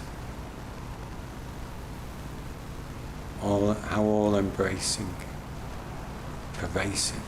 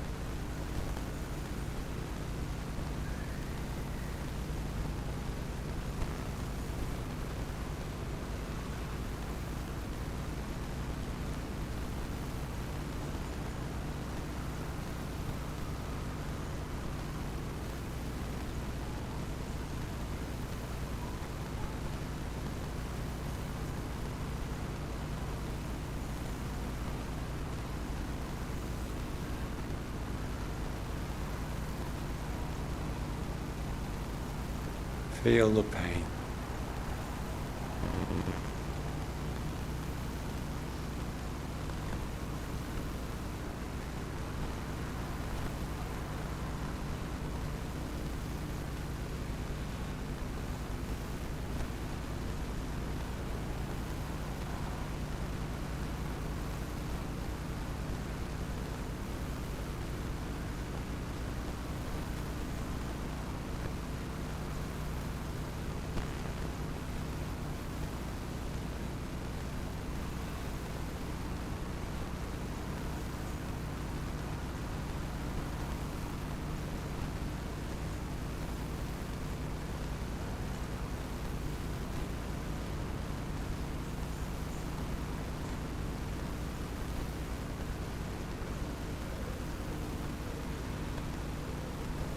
And now we can think, I wouldn't wish this on anyone.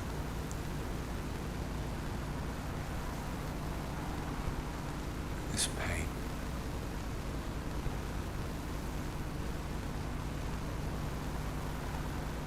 And yet, if I'm honest, there's many people, many people in this world are feeling just the same way, maybe worse.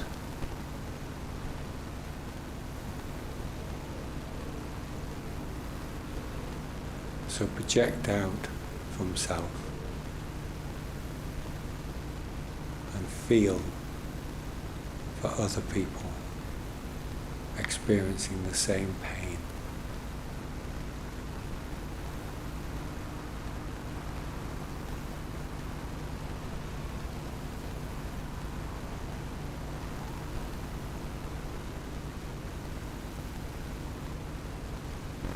Number of people in this world who feel worthless.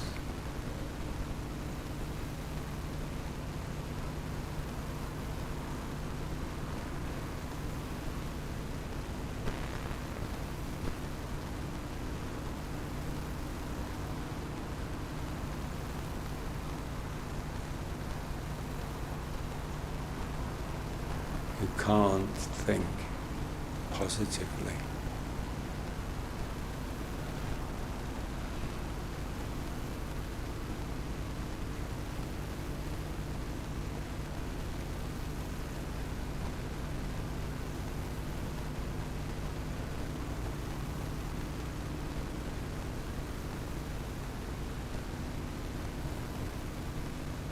They're almost paralyzed by their negativity.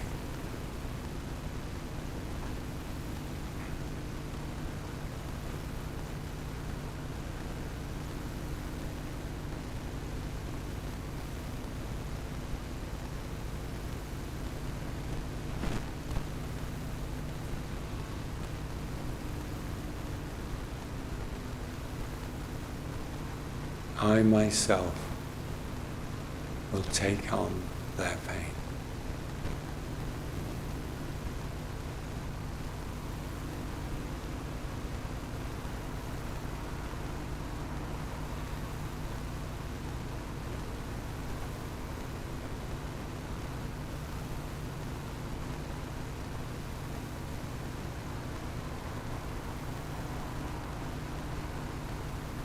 I myself will take on their pain.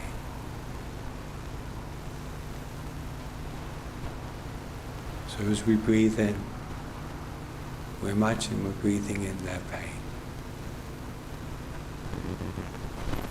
We're taking it into our heart. If we hold our breath for a few seconds, we imagine at that point it's destroying our negative karma. The karma that would cause us to experience low self-esteem in the future.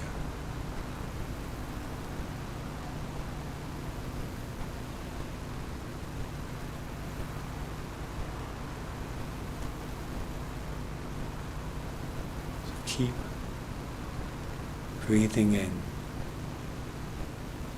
their suffering. keep destroying your own negative karma.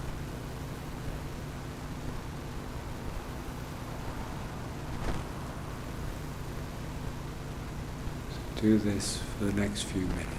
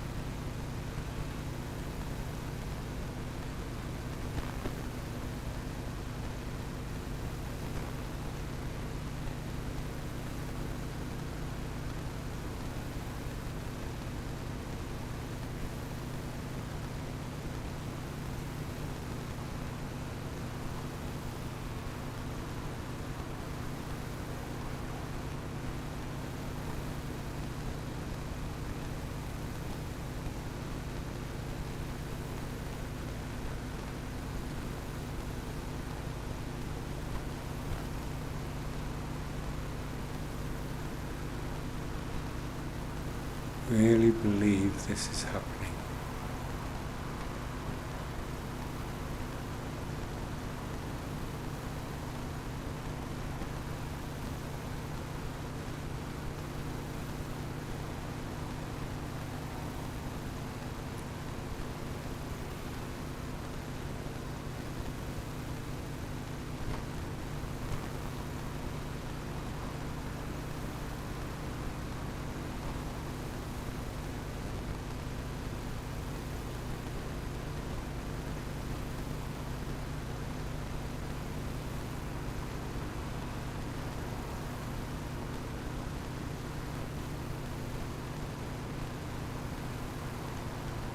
And finally, we can rejoice, be happy for them,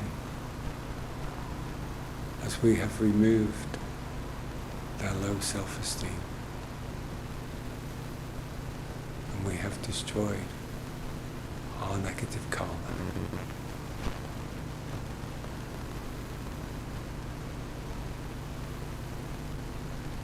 Try and imagine their feelings now of positivity, of self-worth.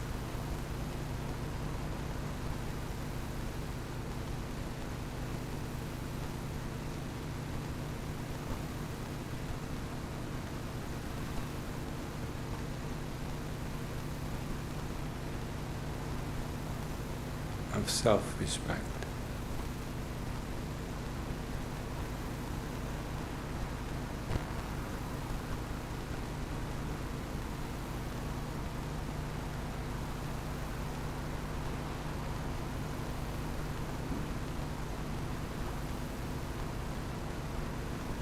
And be happy for them.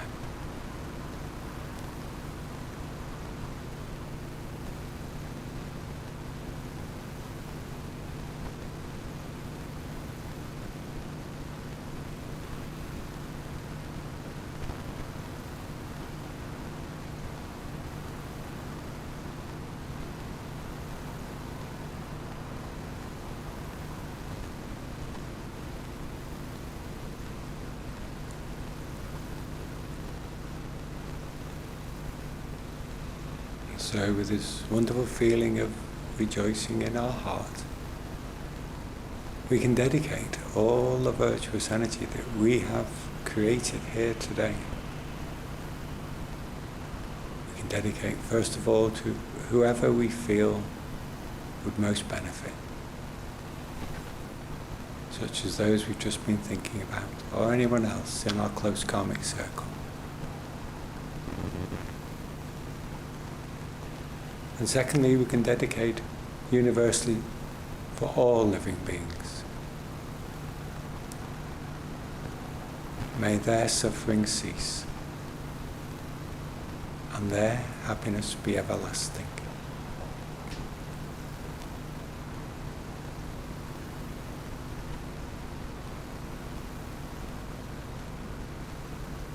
And then we can gradually relax our concentration, finish the meditation. And when we are ready, we can open our eyes.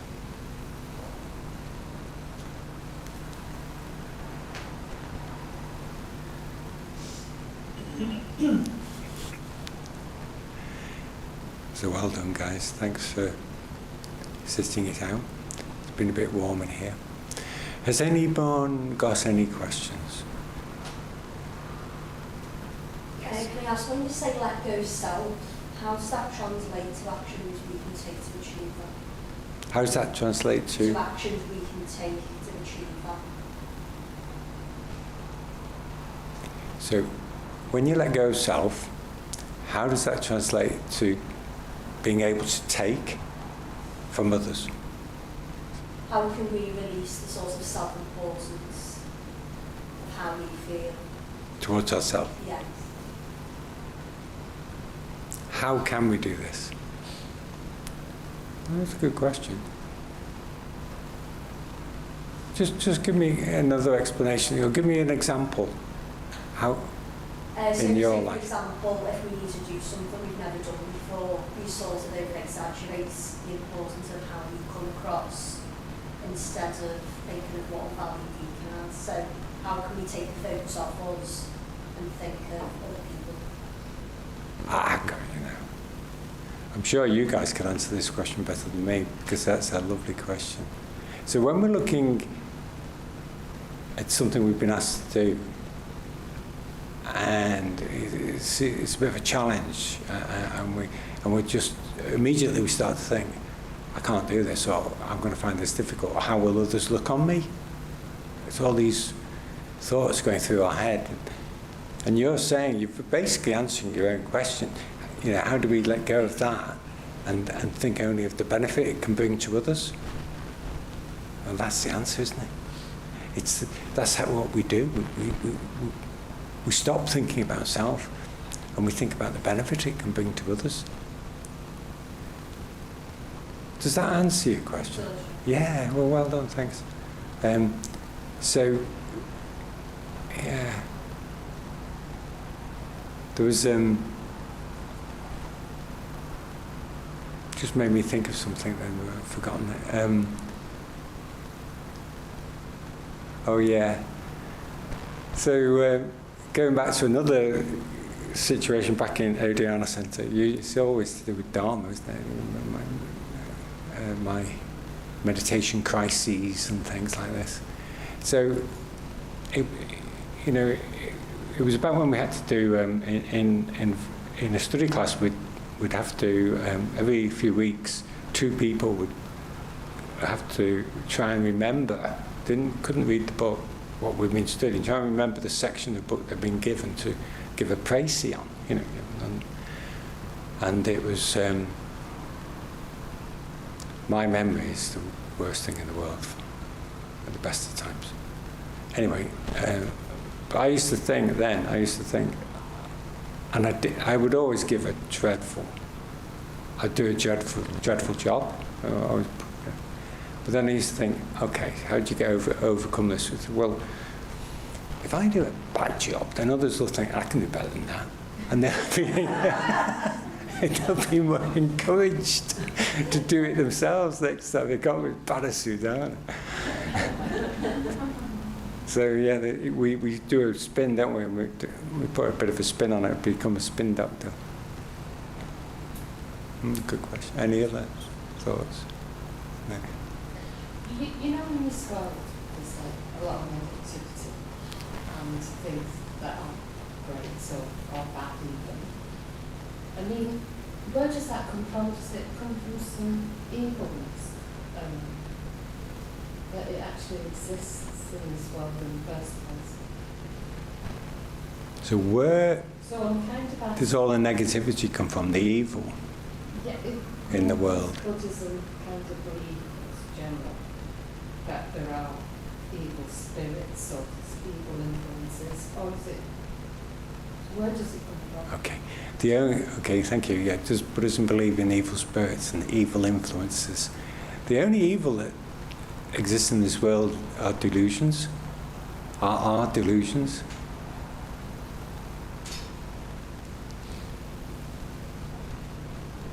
And that's what we've got to overcome.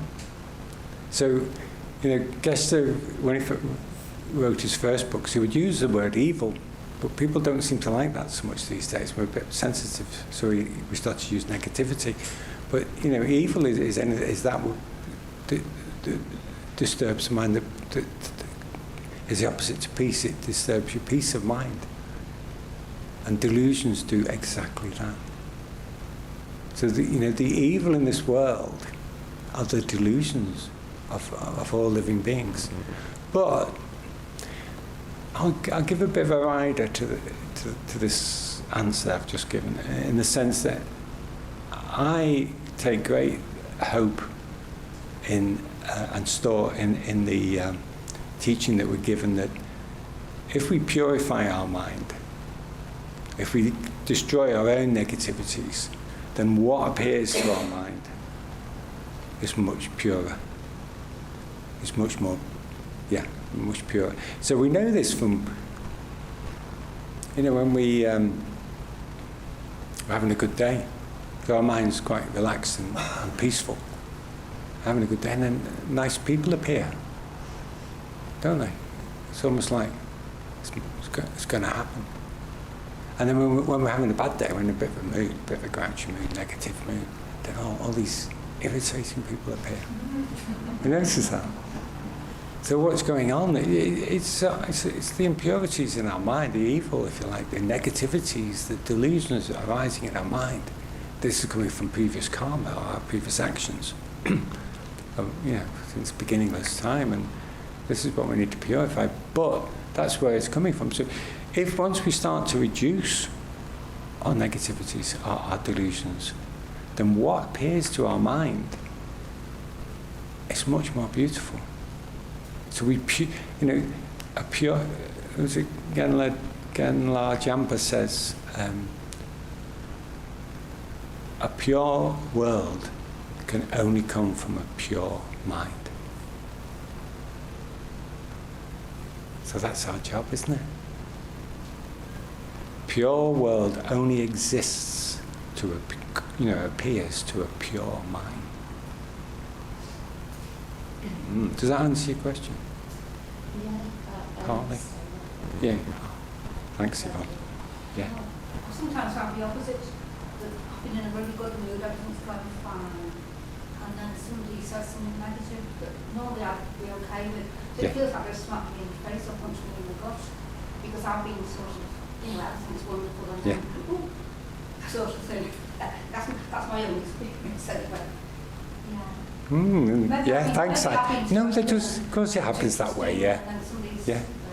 It does happen that way. So what's that saying? That when everything's going well and someone says something that really presses our button, pushes our button, and that really hurts, and that's destroyed our good day.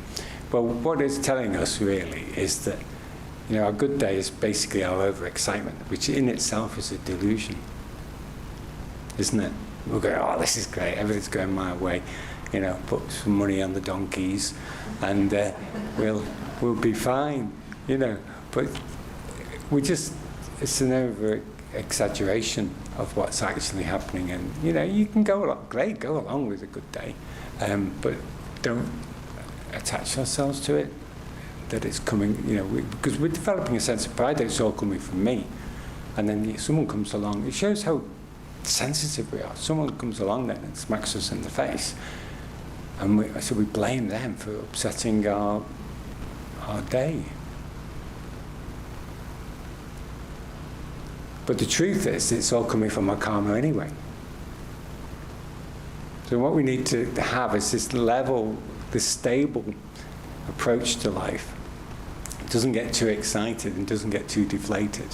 When we're having a good day, just put it down to, this is my good karma arising. Don't get too excited, don't get too carried away, otherwise I will get smacked in the face. And then we get smacked in the face, go, there, told you. I was ready for it though, I was ready.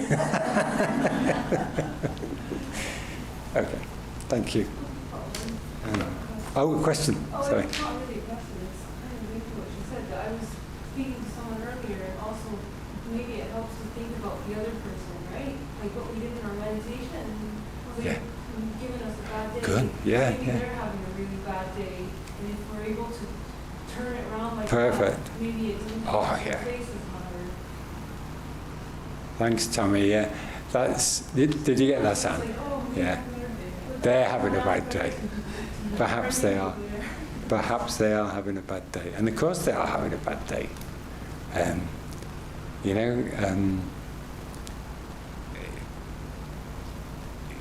Why did, we're going to get, well, what these, Gensler shared with us something recently. This is going back to karma. This is just coming off your point, going back to karma.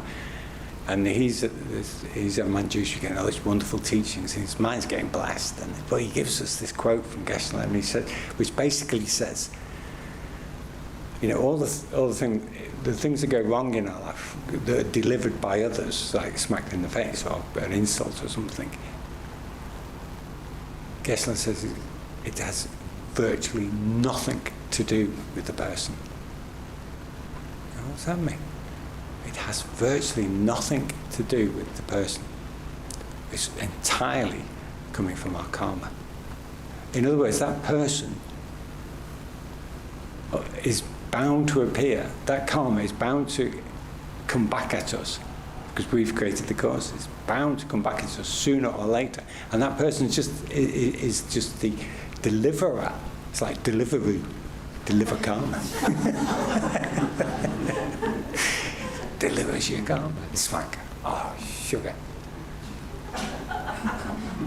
So am I getting that right to say it's a delayed mirror image of what you Yes, very much so. So when yeah. we're talking about cherishing others to get for a filled heart and a loving heart, cherish others even though they want to stick you in their eyes and stuff like that. Still cherish them. Or throw them under a bus. We know it's all karma coming back. Yeah. Because it's a mirror image of that. Of what we've done.